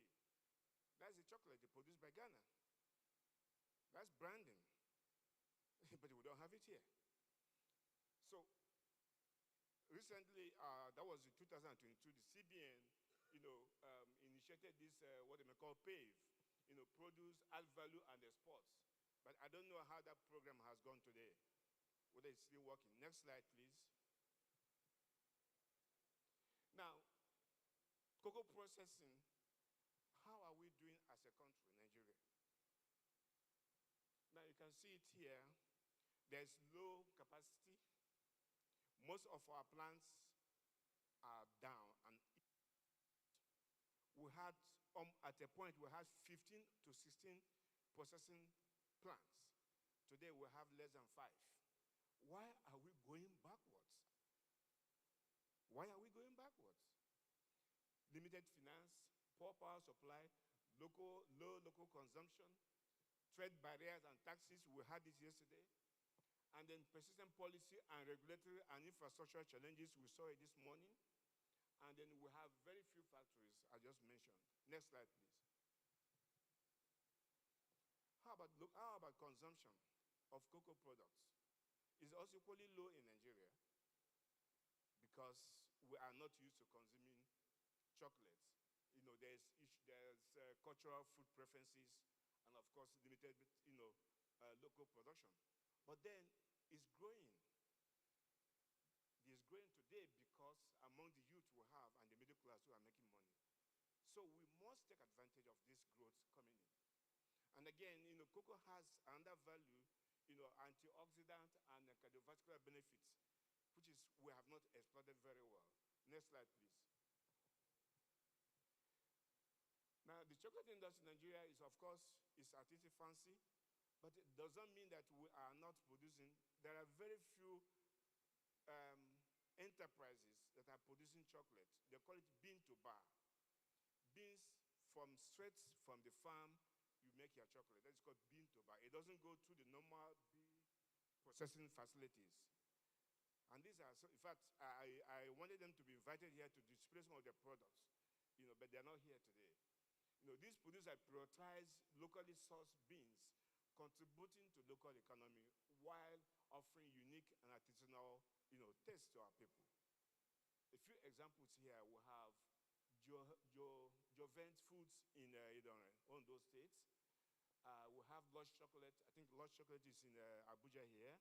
We have Loom Chocolate in Lagos, and we have Dune Chocolate. Just a number of them, but these are all local. There are small enterprises that need to grow. Next, please. Now, this slide just to give us an idea of how we are comparing with our neighbors. This is for local processing. Nigeria is at 10%. Cote d'Ivoire is at 5%. Ghana is at 25%. They are processing locally up to this value. Nigeria is at 10%. Does that concern you, worry you? Next slide, please. How about consumption? Consumption, Nigeria cocoa consumption is about 5%. Cote d'Ivoire is 10%, and Ghana is 15%. Next slide, please. Now, I'm getting down to what we are, I'm here really to talk about as a policy. Now, because of the rising demand for cocoa chocolate, there's a potential for Nigeria to really develop this sector. There's nothing about that. Nigeria should prioritize value addition for strategic investments to unlock export earnings, create jobs we have talked about, and then be globally competitive. Next slide, please. Now, this slide, I put it here to show that, yes, we are also be thinking about it. Cocoa Research Institute of Nigeria, they were supposed to be here. I don't know why they're not here yet. They've developed a number of products that, from cocoa, that can be taken up by agro enterprises, SMEs, to create jobs and create wealth. But that has not happened, but we have these technologies. The Vice President recently, hosted the Cocoa Foundation president, and he said that Nigeria has the potential to earn up to $50,000 per ton by processing its cocoa into finished products. He expressed government's commitment to revitalizing Nigerian cocoa industry. I take this feeling for him. I would like us to give him a good round of applause for this statement coming from the Vice President of Nigeria. Next slide, please. Here are the products developed by Cream. When we talk about innovation. But they are in the shelves. It has not moved anywhere. It has not led to job creation. It has not led to wealth. Why, sir? Exactly, why? Next slide. Now, I'm going to the last point, the last phase of my work, which is the policy component of it. We all know it, that policy is the backbone that will enable any business to thrive. It is a vision. It sets the rules and guides development. It's a compass that enables informed decision making. It's a compass. That's policy. I want us to get it clear here when we talk about policy. So in the context of cocoa value addition, policy is a component of that enabling environment. That so-called enabling environment. Next slide, please. Here, I try to put what I call the instruments and the mechanisms that should be in that enabling environment for you to say, okay, yeah, this is where, what we can have in place for enterprises to thrive and to grow. One is policy. It's a deliberate plan of action by government and its agencies to guide decision making. Two, is regulation. It's different from policy. And these are control measures by agencies to manage or control specific activities. We'll have some of them. And we'll have another one, institutional coordination. I don't know, those of us who have been in, in cocoa know what we saw when we were running the NCDC. You have the Federal Ministry of Agriculture. You have the Federal Industry, Industry, Trade, and Investments. They are all involved in cocoa. I'm just giving two of them. But are they coordinated?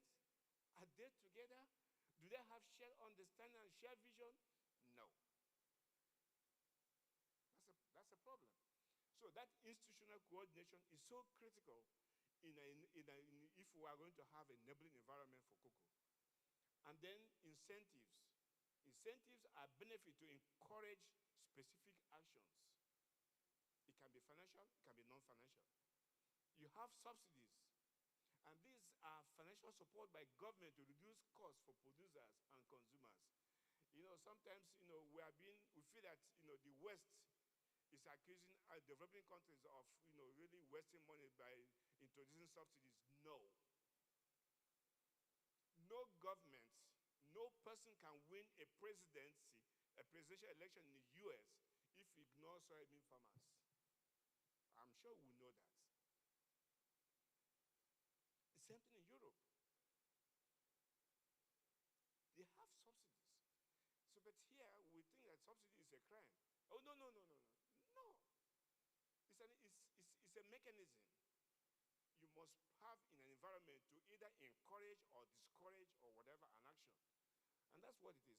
Infrastructure, I don't want to talk about that. It has already been flagged.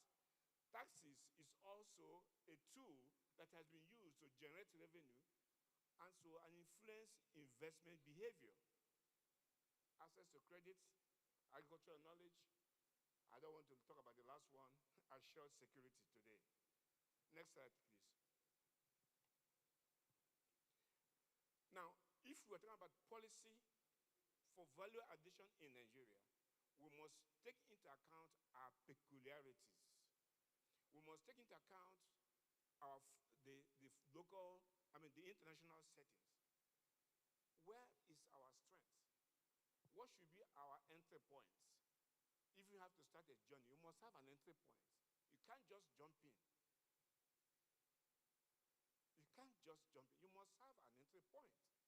And so for us to have an entry point, we must know where we are. And one of them, of course, today is that, most of our grinding plants are not operational. They are down. That's for sure. Few companies have the capacity to produce chocolate in Nigeria. That's for sure. The size and the local market for cocoa and cocoa products in Nigeria is limited. That's for sure. But we should be clear about this. And so when we're talking about policy, we must know where we are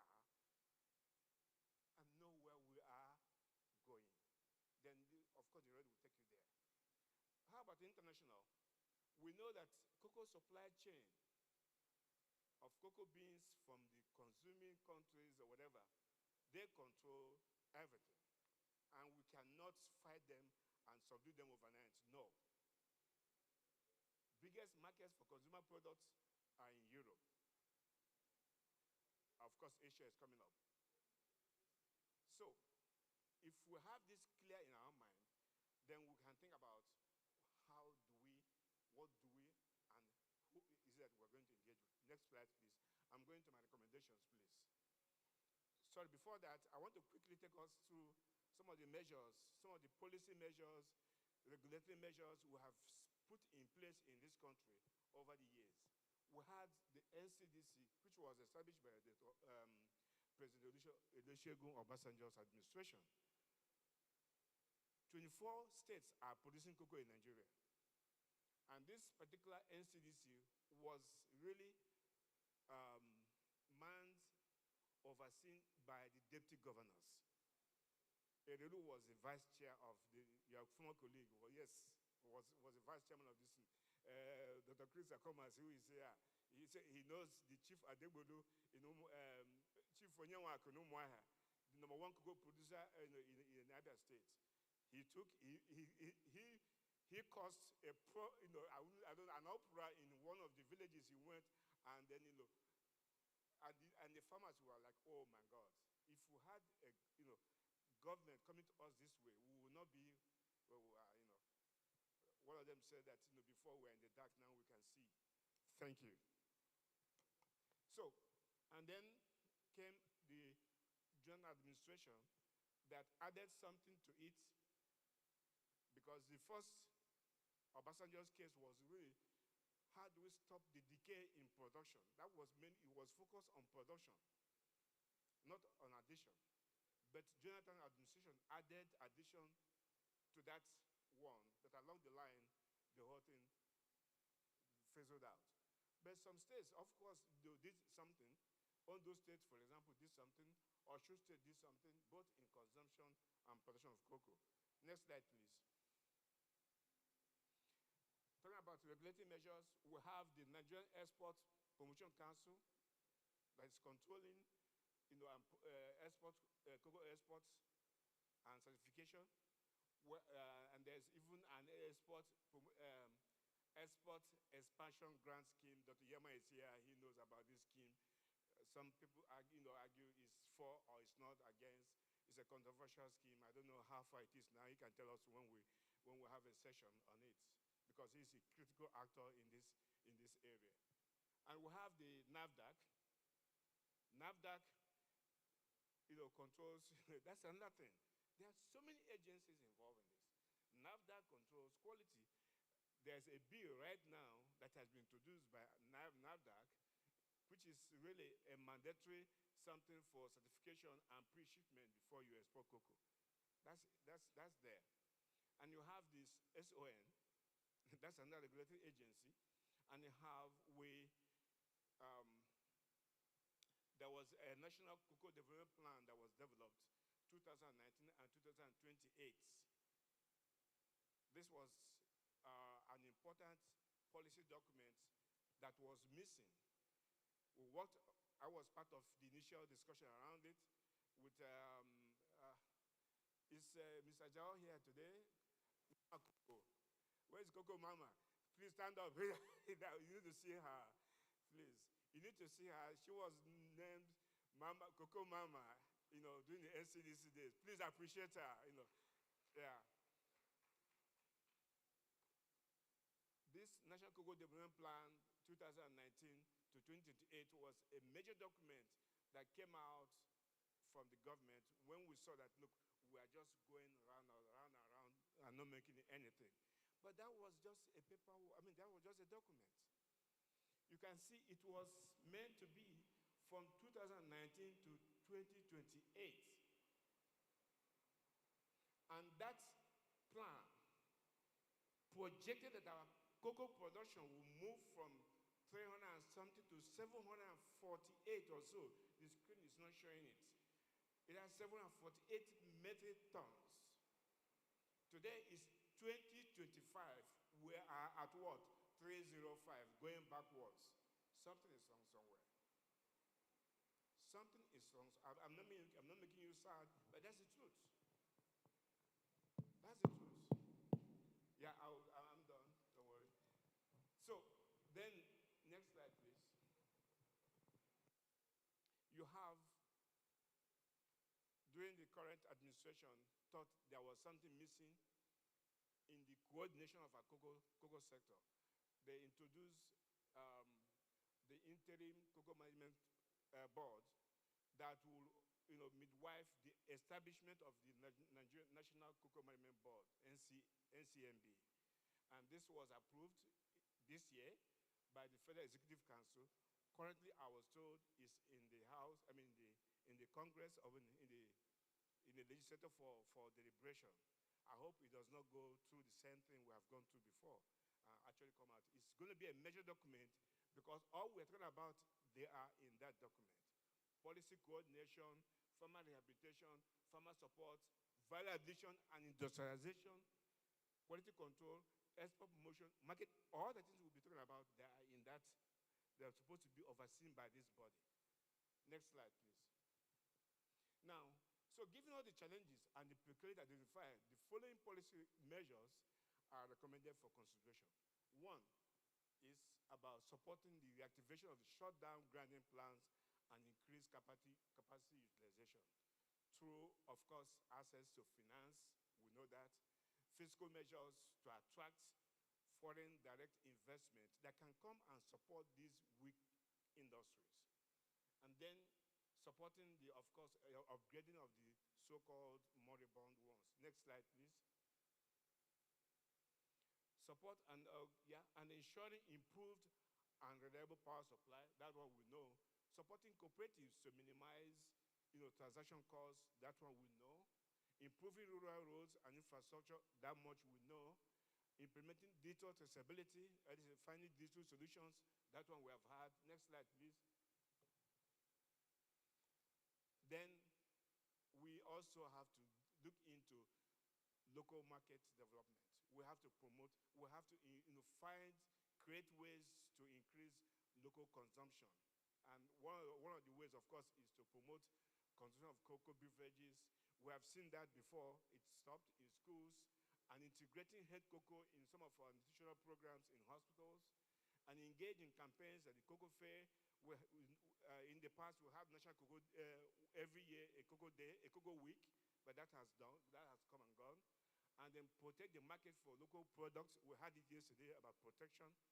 And then support innovation, CREAM, and other institutions that are into R&D, and support CREAM to commercialize what they have put together as value-add technologies. Next slide, please. And then support, more importantly, yesterday we heard about how do we encourage our small-scale industries, support micro, small, and medium enterprises to go into. This is, I've worked in many countries in Africa. Nigeria has this, people outside admire you because your SMEs are doing a lot better than other countries. I can tell you that. In cassava or anything, I can tell you that. Our SMEs are, if in cassava is super, but if we can extend it to other commodities, you saw what that was presented, by the previous speaker. If we can extend it to cocoa as well, encourage SMEs, support them, that would be very, very powerful and helpful. Organize capacity building programs for them, promote youth and women entrepreneurship in value addition. I think we've had it yesterday and we've had it today again, through SMIDA and all that. And provide physical and non-physical incentives to reduce entry barriers and into enterprises. Next slide, please. I'm almost there. And then facilitate business registration, that much we know, to reduce bureaucracy. And then mutual beneficial trade relationship between processors, farmer organizations, the youth entrepreneurs. This is a big problem in cocoa, which has to be done. Promote and encourage networking amongst the SMEs and youth entrepreneurs to give them voice. To give them voice that when they make their case, you will consider it when you are doing policy. and then support MSC's participation in trade fairs and linked to international buyers. Next slide, please. This is obvious that we have to support, sustainable farming systems, and we have to look at when we grow, we have to look into regional markets, also Asian markets. And how can we do that? We can, partner with TNCs that have already connections in Asian markets to really, promote our local chocolates. Ghana is doing that already. Cote d'Ivoire is doing that already. So it's not something new or not done. It's been done. Next slide, please. How about regulation and governance? This is very, very critical and very important. The establishment and enforcing the NCB Act, that is the National Cocoa Management Board, is a key step forward. I want to read it. A structured NCMB is a key organ of governance to drive the transformation of our cocoa sector. Otherwise, we will be going around the circle. Be a strategic shift towards inclusive governance, where all strategic stakeholders are represented and on board. Consider regional hubs among the cocoa producing states to facilitate decentralized operations. Review the existing National Cocoa Development Plan to ensure it aligns with the current realities of government development goals, global market realities, and local value chain needs. That plan is going to be, is almost due by 2028. We're almost there, 2 years away, but nothing has really changed. Next slide, please. Facilitate grant program to supported by government. Dr. Kafo, Yeah. I think we should be taking the last slide now. Yes. Facilitate grants supported by government. Yesterday, you had someone talk about, how they are creating jobs for the youth. Those kind of organizations should be supported with grants, either from the government or from donor agencies. And then give a deserved attention to security. And finally, establish monitoring and evaluation system and learning. We need to check how we are doing. We have had a cocoa plan since 2018. But have we reviewed that plan? How far have we gone with it? None. Because there's no M&E system for it. Next slide. To conclude, through the establishment of NCMB, the government has reaffirmed its commitment to transforming the cocoa sector from a commodity-based economy to a value-driven industry. The proposed policy framework, what I have proposed there, is a recipe and not a prescription. When you go to a hotel, they'll give you a recipe, you pick what you like, isn't it? Based on your taste. So it's a recipe for us to pick based on our local needs, based on our capacity, based on our limitations and our opportunities. Now, growing our value addition ecosystem is a long journey.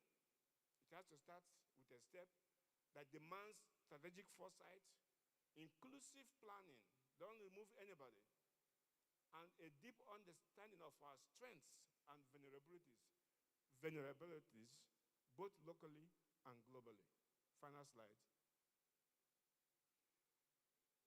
By studying these dynamics in depth, we can craft final strategies that are context-specific, resilient, and impactful. This framework makes a strong case for all stakeholders, to collaborate, innovate, and invest in building a cocoa sector that delivers prosperity, sustainability, and a prize for generations to come. Thank you all.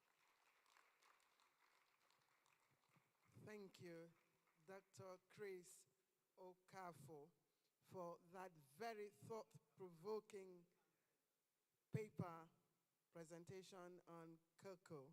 I don't know if there's anyone who does not love drinking cocoa beverage, cocoa tea, cocoa. And it reminds me of a program. It's a movie, actually, one of my favorites. And what actually, attracted me was the fact that the character is named Cacao. I think Cacao is a Portuguese name. And the lady who played the character is also bearing Clara, a name similar to mine.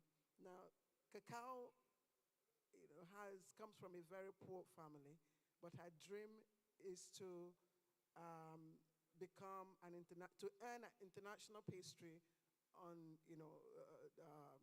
diploma using chocolate. Unfortunately, she lived very close to a chocolate plantation owned by a very powerful man called Justino. Now, the conspiracy is this. Clara was, later found out to be the daughter of Justino. So will she realize her dreams of transforming the cocoa plantation into, international pastry outlet? So will Nigeria realize our dream of making cocoa, turning cocoa into a pathway for wealth creation? I think that's the essence of Dr. Chris Okafor's presentation. So once again, let's put our hands together for Dr. Chris Okafor. Thank you very much. And we will not be drawn into the conspiracies of cacao or tea. Tea break is set. So I'll just give indulgence. The chairman, sir, to call for tea break for 15 minutes. We'll reconvene at 1:15. Thank you. Kinsley, 1:15? Yes, 1:15, please. Your Excellencies, just to add to what my colleague Claire has said, we are breaking for tea and coffee at the moment, but please be reminded that we have an outstanding presentation, and that will be on the textile industry. We've taken 2 papers already. First, of course, is dealing with post-harvest losses, and then the last one on cocoa.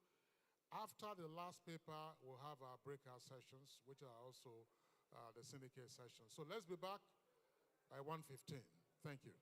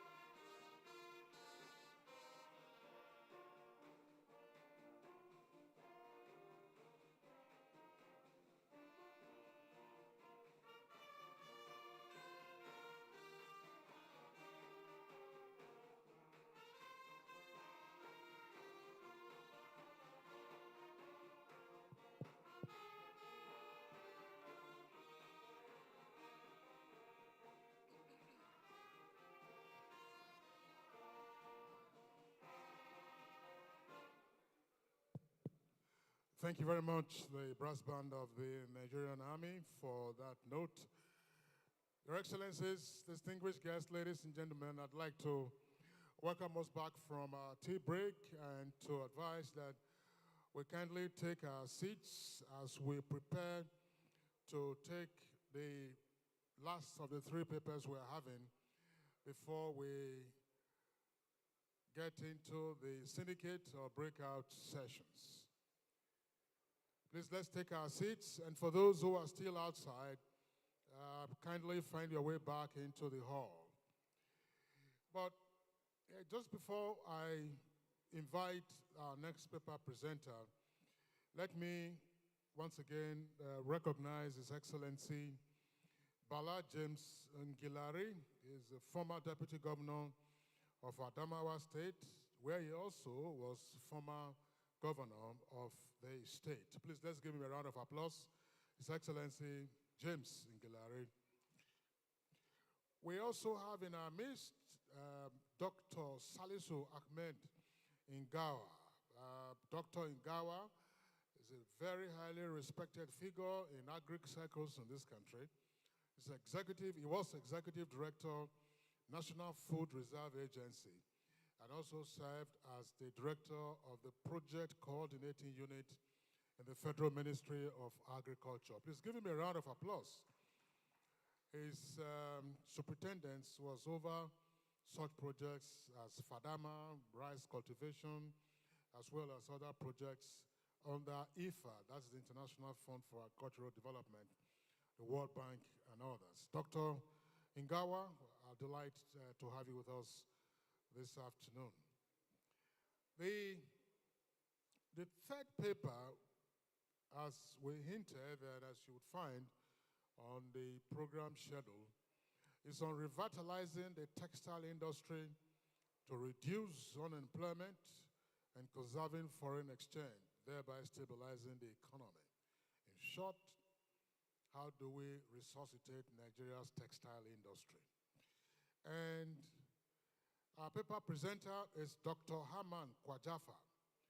Dr. Haman Kwajafa is a very respected figure in the textile industry, where he has logged in over 2 decades at the Nigerian Textile Employers Association. And the team has been pivotal in advocating for industry interests and shaping robust policies. As Director General of the Association of Textile Employers, he also has the Secretariat and steers efforts in change management and employee relations. Dr. Kwajafa is here to make his presentation. Dr. Kwajafa, if you are ready, would like to please give him a round of applause as we welcome him to the podium. And just so that we know, I mean, we heard about cocoa and the challenges that we face in that subsector. We also heard about post-harvest losses and challenges we face in general. Textile is in fact more critical. Just to keep you standing a while, Dr. Kwajafa. A couple of years ago, we had a conversation on Good Morning Nigeria, and it had to do with CTG, cotton, textile, and the garment industry. And you recall that the administration of President Goodluck Jonathan tried to introduce CTG. At the time, the Honorable Minister of MITI, that is Industry, Trade, and Investment, was Olusegun Aganga. And they tried to push it, but after a while, things never quite gained traction. But there was something significant that one of our guests drew our attention to on that program, and it never escaped me. I'm sorry, I'm keeping you standing, Dr. Kwajafa. Let us assume our population is 200 million. And those of us who are in here, we're all resplendent in our various attires.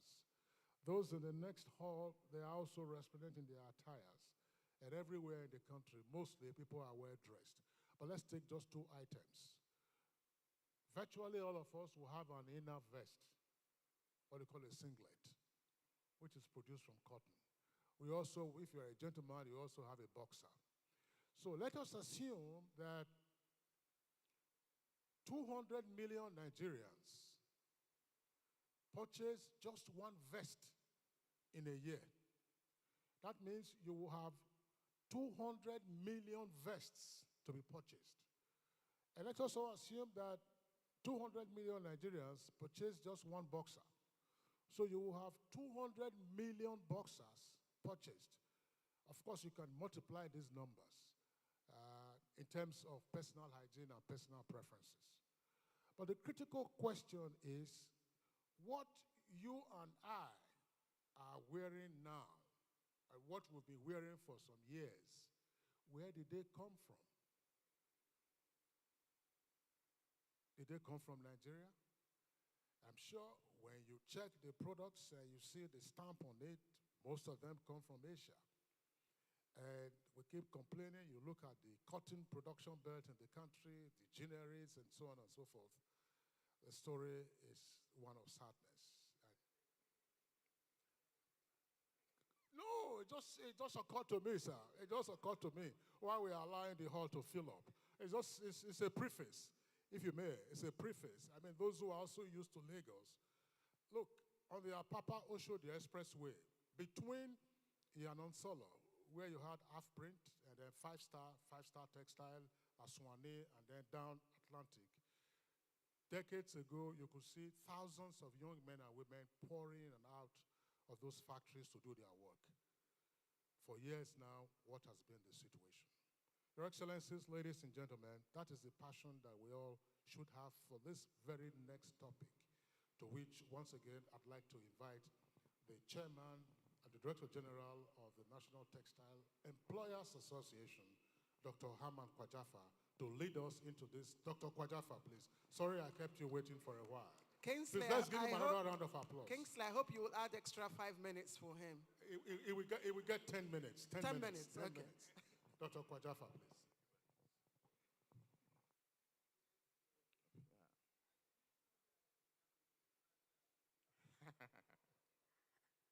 Thank you, Honorable Chairman, Dr. Chris Loze Akumas, members of his team, the only lady here representing the feminine gender. We have to appreciate her, Mrs. Pauline Talon.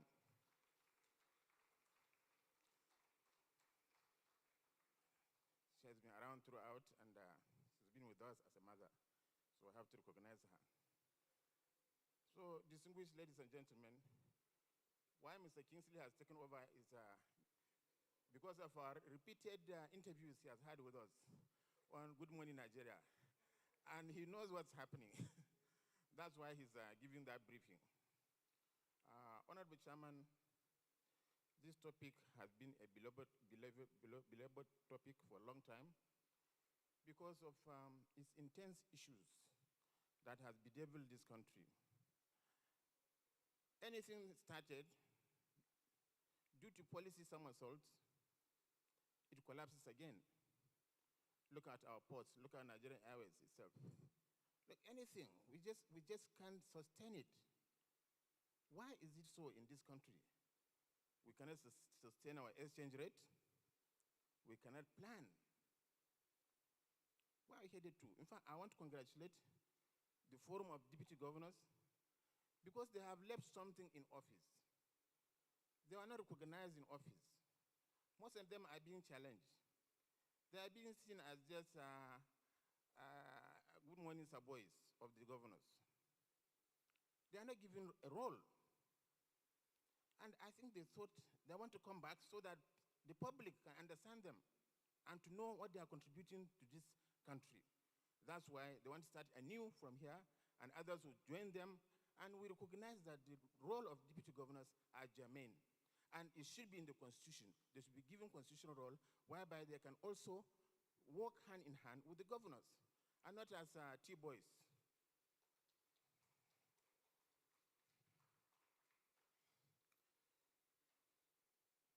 Ladies and gentlemen, the problem of the textiles are enormous.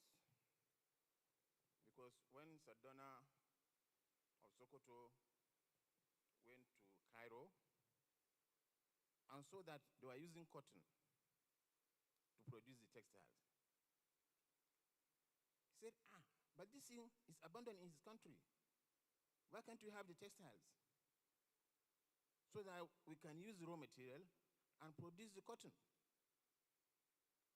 produce the fabric of the cotton. And pronto, he introduced the first textile factory in Kaduna in 1957. And that generated a lot of jobs for people. In fact, in those days, nobody wanted a job in NNPC, CBN, or what have you. People preferred to work with the textiles. Look at the huge number of people it generated. Second largest number of employment after government.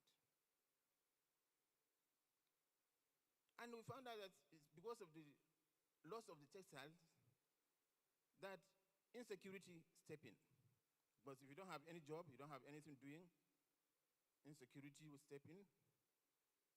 And you can imagine how much we are spending and what we have spent on insecurity.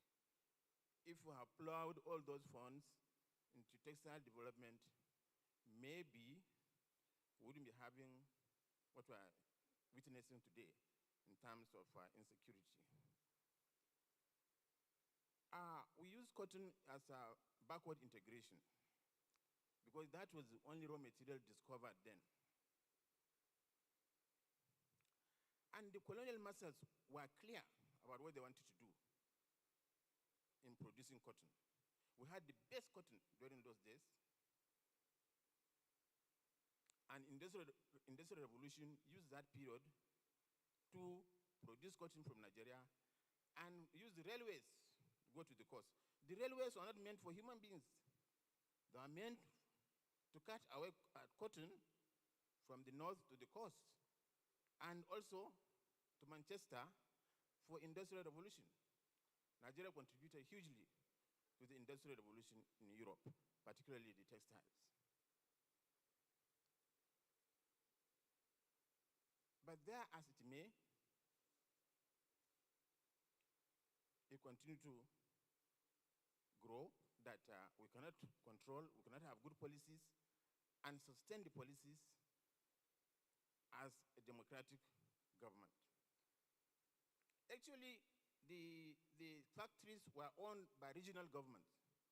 Because when it started in Kaduna, it went to Lagos, it went to Onisha, it went to Aba, textile, it went to Asaba.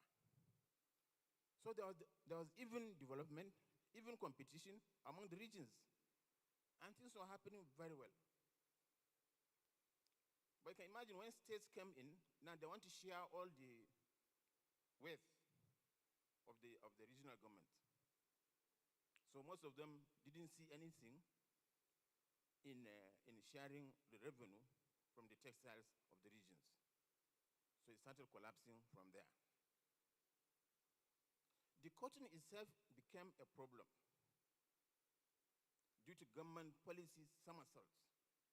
It's an agricultural product, just like cocoa he was talking about. So people started misusing that one. Even the weighing of the cotton, some farmers will put soil, they'll put water so that it will be heavy because nobody was checking. Because the sap came in with the fact that any business doesn't have to be monitored by the government any longer. That it's a business, therefore everybody will do their own. The farmers are illiterates. They cannot read a simple pamphlet. And they have withdrawn all extension officers from the agriculture who teach the farmers on how to produce cotton. When they withdrew them, everybody was just planting anyhow, weeding anyhow, and harvesting anyhow. So that polluted the cotton. And when in that year they didn't have good revenue, they migrate in numbers to other crops that are useful to them. Because if this is a cash crop, and you cannot get anything after 1 year, because you are producing annually. And the farmer, once he doesn't get any revenue from farm again, moves into soybeans or anything that can bring money for them. So that was the decline also of cotton. Now, is Nigeria actually prepared for industry? Because with 3,000 megawatts at that time, what were you going to produce with energy? When your counterparts in South Africa, Ethiopia, Cairo were producing more than 30,000 megawatts. And you are the African giant economy of the continent. We always like to give ourselves epithets that we are kings, we are so-so. But when it comes to talking economy, then we're nowhere. And we found that we cannot generate anything from factories that can use energy. Because in those days, even fridges cannot carry due to low current. The fridges cannot carry, even the lights cannot carry the fridge. Talk less of engines from factories. So that became a challenge that we cannot produce any longer because of lack of energy. Countries are having huge energy, 50,000 megawatts from South Africa, 30,000 in Cairo, 50,000 in Ethiopia. That their factories have been functioning. But here we produce, because of infrastructure decay, definitely the cost of the product will go high. And other countries are using polyester, and polyester is from crude. But Nigeria didn't have the crude because we are not refining in Nigeria. 3 refineries we have not functioning. India has 99 refineries, and they're all functioning. And therefore, they can now produce in mass quantity and come and dump on our doors and sell it at cheap prices, at giveaway prices. They can sell 5 years of wrapper at 2,000 naira. And we cannot afford to sell at that rate. Hence became the problem of incompetitiveness with our counterparts. And therefore, we cannot remain in business, and many textiles continue to close in droves. Many textiles continue to close in droves, and loss of unemployment. We lost our raw material, cotton. Now, with the coming of Dangote refinery, maybe we'll be able now to get the polyester, which is just leather. And these products have filled our markets. In our own country, we don't have market for our products. This is what you can do in India. With their sari, the Hollandese in Europe, English wasp, nobody can penetrate their markets. How did we allow our markets to be penetrated by developed countries at a low tariff? And we claim that we are in WTO. Therefore, we have to work according to WTO standards. But Trump will come and rubbish all the WTO standards and give his tariff to any country. And we are all watching. Because we are not America, therefore, we cannot give our own tariff to any crop, any cloth, any fabric coming into Nigeria. Therefore, they fill our markets uncontrolled. And you can imagine, we had 200 textile mills. All of them collapsed in front of government regulatory agencies, and nothing happened. We only have 20 textile mills with 20,000 workers out of 400,000 workers with 180 textile mills, all closed down. these are all foreign direct investments. The FDI we've been looking for in this country, going to China, going to all fora to look for FDI. But we don't look at those ones that have gone, that are closing, those who are working. Nobody cares on what to do with them so that they can remain in this country. We continue to chase FDI, but we are leaving the FDI people to be going back to their countries. And nothing's happening. So when FDI is brought into this country, any FDI, foreign direct investment, we should be able to sustain them so that we can benefit from whatever they are bringing for us. Enabling environment is key. You have to have a very good enabling environment in any country. You want to have an FDI to come in. Why is Samsung from America has going to establish its factory in Vietnam?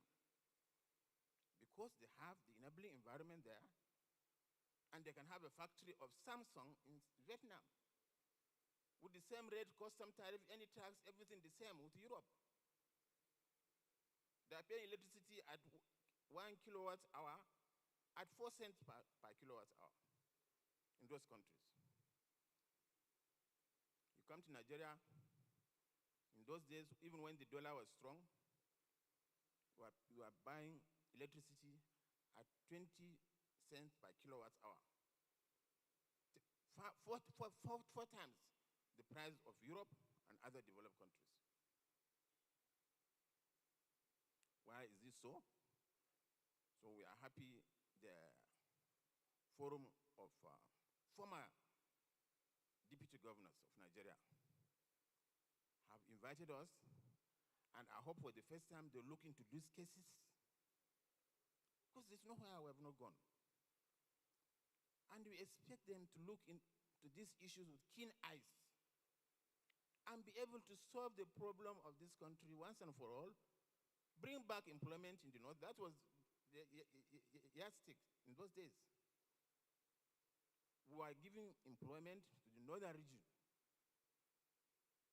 Everybody can come from Jos, Kaduna, everywhere, Borno, Yola, Taraba.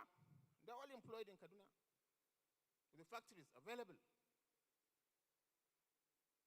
In those days, they didn't know that you have to go and line up and submit CVs to government for jobs. People didn't care about what government was providing.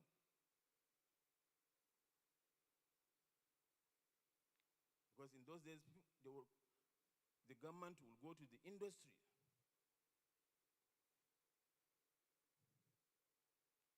to secure, look for jobs, give people employment, give them motivation, give them car loan, give them housing loan, pay them fat salaries.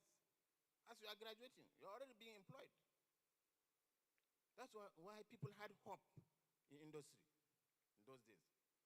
People didn't care much about government. That's why government relaxed, and they thought that nobody was looking for a job with government. But today now, what's happening? So our policies are the issue. And if we don't work seriously on our policies, we'll continue to be backward. We allow our shipping lines, we'll allow everything. Ethiopia has been going with airlines. Are they different from Nigeria? Ethiopia has lots of planes from the government.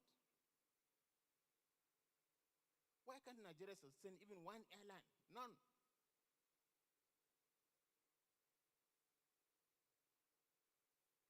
And we're proud to be the engine of development in Africa, the economic giant of Africa.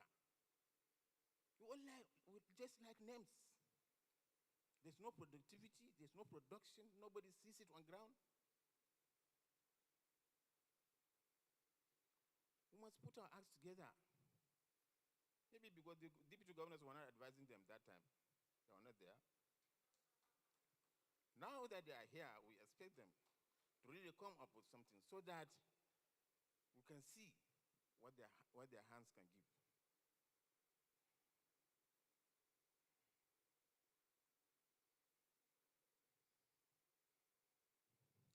We we are not saying government has not injected money into the textiles. Government gave 100 billion naira loan at low interest rate to our managers and the MDs of those companies to revive the textile. In fact, to retool, because the machinery was obsolete. And they wanted to retool the machineries so that it can be of standard. By the time we are trying to retool, to produce quantity and quality of goods, China was busy working on how to counteract Nigeria's productivity through quality and quantity. By the time we finished, they had already started bringing their products. They counterfeited our products. In fact, our dealers left Nigeria and went to China and asked them to produce the same design. That's what would win the customs. When they come with it, they think it's made in Nigeria. With their poor, substandard fabrics produced from polyester. Nothing from cotton. So our cotton farmers suffered. There was no job for them. There was nowhere they could sell their products. And they wanted us to have a backward integration so that we buy cotton from made in Nigeria. But the market now was lost. Market was lost. The customs were having heavy days in getting good revenue from imports. And that's what killed our currency. Our currency was killed because we become a consumer country. We are not exporting anything.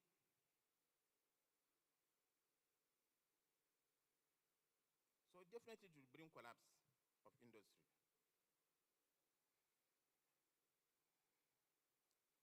You can see Chairman is looking at his watch. I'm sure he's getting to time. AGOA came, Barack Obama helped Africa through African Growth and Opportunity Act so that we can benefit from exports to America. What is happening is that due to poor infrastructure, the prices of our goods are higher, and you cannot compete in the American market because so many other countries are coming with cheaper goods. So that cannot benefit Nigeria because poor infrastructure produces higher prices of goods and services. And we have to go through Atlantic Ocean, Indian Ocean. There are people who will go direct from Pacific to America. So their goods will be cheaper there. Transportation will not be a problem. So Nigeria lost out of this AGOA, which has increased GDP of many countries in North Africa, South Africa, East Africa, and helped their countries. Today, we are importing more than $6 billion worth of fabrics into Nigeria because our textiles are not working, because we're not employing anybody, and we're not doing anything. And the machineries are just there. They have not sold them. CBN came that they wanted to revive the textiles. Each time they want to start with cotton before coming to textiles, the tenure has lapsed because Gordon Emefiele had to go, and therefore he went with a policy on revival of textiles. And my recommendation, seriously, is that we should separate politics from economy, because politics is taking a lot of our economical policies. You find out that when it's 1 year to election, nothing happens in the ministries again. Everywhere is closed. Nothing comes, everything is campaign. Nothing about economy again. And any project that has started will cease to function because they don't know who will take over in the next dispensation. So policy somersaults, our civil servants, don't even look at the economy again once politics comes in. They are having reforms. They are saying that they want to have a meeting. They want to have a conference of youth. Please, they should have a conference on the economy. There should be a conference on the economy so that we know where the rain has started beating us and where we are coming from. Otherwise, we cannot improve our people's welfare. We cannot do anything for them. No employment. We cannot generate anything. If you are the second highest generator of employment after government, then something has to be done to us to employ more people and reduce insecurity.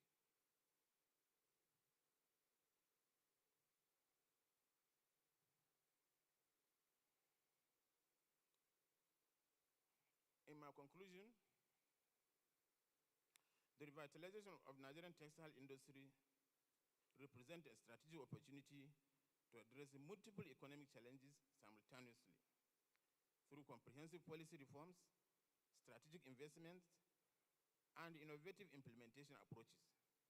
The textile sector can become a significant contributor to employment generation, foreign exchange conservation, and economic stability.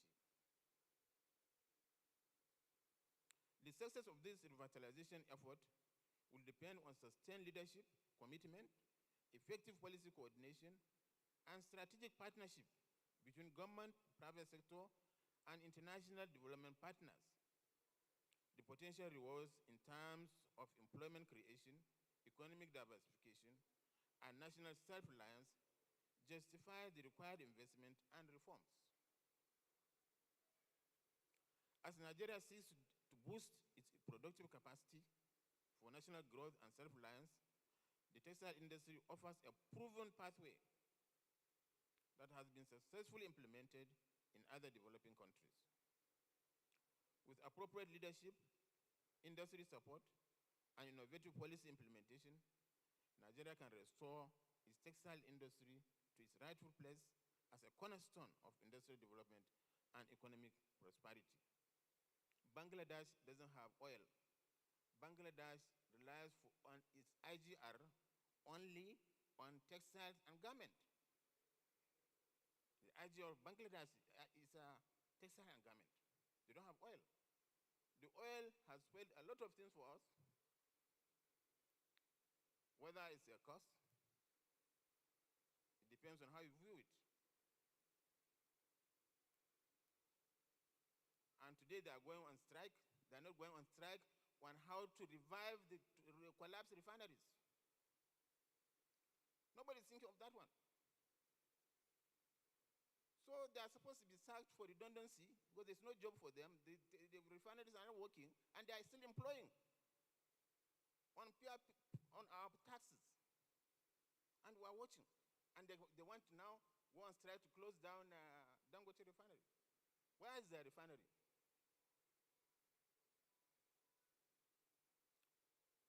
Immediate and strategic action is required. The framework presented in this paper provides a roadmap for transformation that, if implemented with dedication and strategic focus, can deliver significant benefits for Nigeria's economy and its people.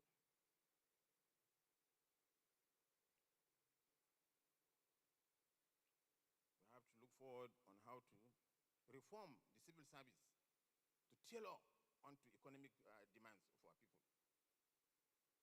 Otherwise, nothing will ever work.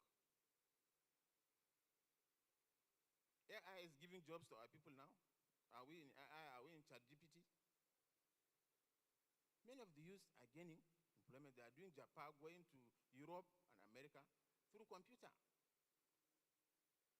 I'm happy for the first time we even have a professor of computer science coming from the University of Jos. We have to come up with something that will revive the economy, educate our people to be able to look for entrepreneurial jobs. Because definitely not everybody can go to university. Common local skills, we don't have them. you are busy paying school fees for a child to go to university. I'm surprised that PhD students are looking for driver jobs in Dangote. So why are you wasting all these years? You could have finished in primary school and become a driver in Dangote. Why did you have to go this far to PhD? So let's learn small jobs that will help our children to be beneficial to themselves, and employment will be given to them. If we don't do that kind of a thing, we're not going anywhere. Ladies and gentlemen, I rest my case.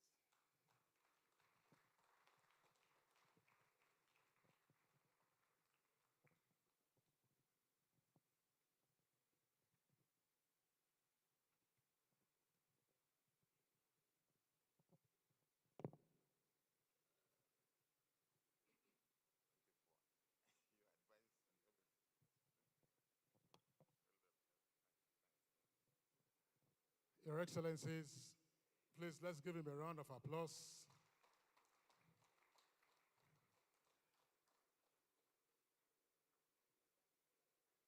That was Dr. Haman Kwajafa on revitalizing the textile industry.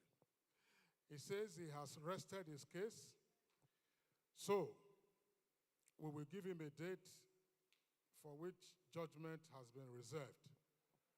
Dr. Kwajafa, please listen. We will reserve a judgment date after you have rested your case. But be rest assured that all will be well. Please, let's give him another round of applause. And let us quickly recognize Ambassador Janet Olisa, a recipient of the National Honor of OON, the former Nigerian ambassador to Jamaica, Belize, Haiti, and Dominican Republic. Ambassador Janet Olisa. She in the audience? All right, so let's give her a round of applause, please. We also have Mohammed Umar, that's the former director of NDIC, Nigerian Deposit Insurance Corporation. Please, let's applaud him. So we have come to the end of the three papers that we're expecting for today. And we are now going to the syndicate sessions. There will be three groups. The first group will be on post-harvest processing. I'm sure we all remember the paper that was presented by Professor Issa Abdulaziz Sherio, rather. The coordinator of that group will be Professor Audu Gambo. Professor Audu Gambo is the Vice Chancellor of Calcombe University from Plateau State. Please, let's give him a round of applause. Prof, you don't want to stand. You don't want them to see you. That's great. And then the second paper that was presented by Dr. Chris Okafor is on cocoa value addition. That was a very elaborate paper. That will be the second group for interaction. And Mr. Chairman, if I may just add, by the way, Dr. Chris Okafor, in the course of your presentation, I kept saying NCMB Act. You know, we have many acronyms and mnemonics. NCMB. At some point, I was wondering, is that Nigerian Content Management Board or something? But it has to do with cocoa. So if you are in the group during the conversation, please clarify that. So that will be group two. Group two will be on cocoa value addition. And group three will be on this last paper we just listened to, which is revitalizing the textile industry. And for group two, the coordinator for that interaction will be Dr. Victor Iyama, who is Chairman, Board of Trustees, Cocoa Association of Nigeria, and Federation of Agricultural Commodities Association of Nigeria. Dr. Iyama, is he around? Dr. Iyama, all right, please let's give him a round of applause. That's cocoa value addition. And for the revival of the textile industry, Professor Gideon Goshit is Dean Faculty of Social Sciences, University of Jos. That's the coordinator. Professor Gideon Goshit, Dean Faculty of Social Sciences.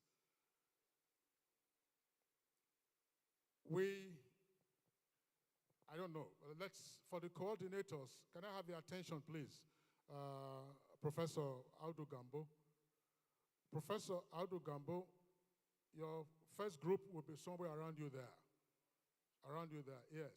If it might be challenging to rotate the cup chairs, we can use the armless chairs. Those ones are easier to turn around. So that would be group one. Group one will be on post-harvest processing. And this second row here, group two, we have cocoa value addition. And then this row here, we'll have textile industry. Once again, textile industry, Professor Goshit, Dr. Victor Iyama for cocoa value addition, group two, and Professor Audu Gambo, group one, on post-harvest processing. Now, you will have your conversation and debates and conclusions and recommendations for the next 40 minutes. We can stretch that to 45 minutes, which will take us to 3 o'clock. And when we reconvene our plenary,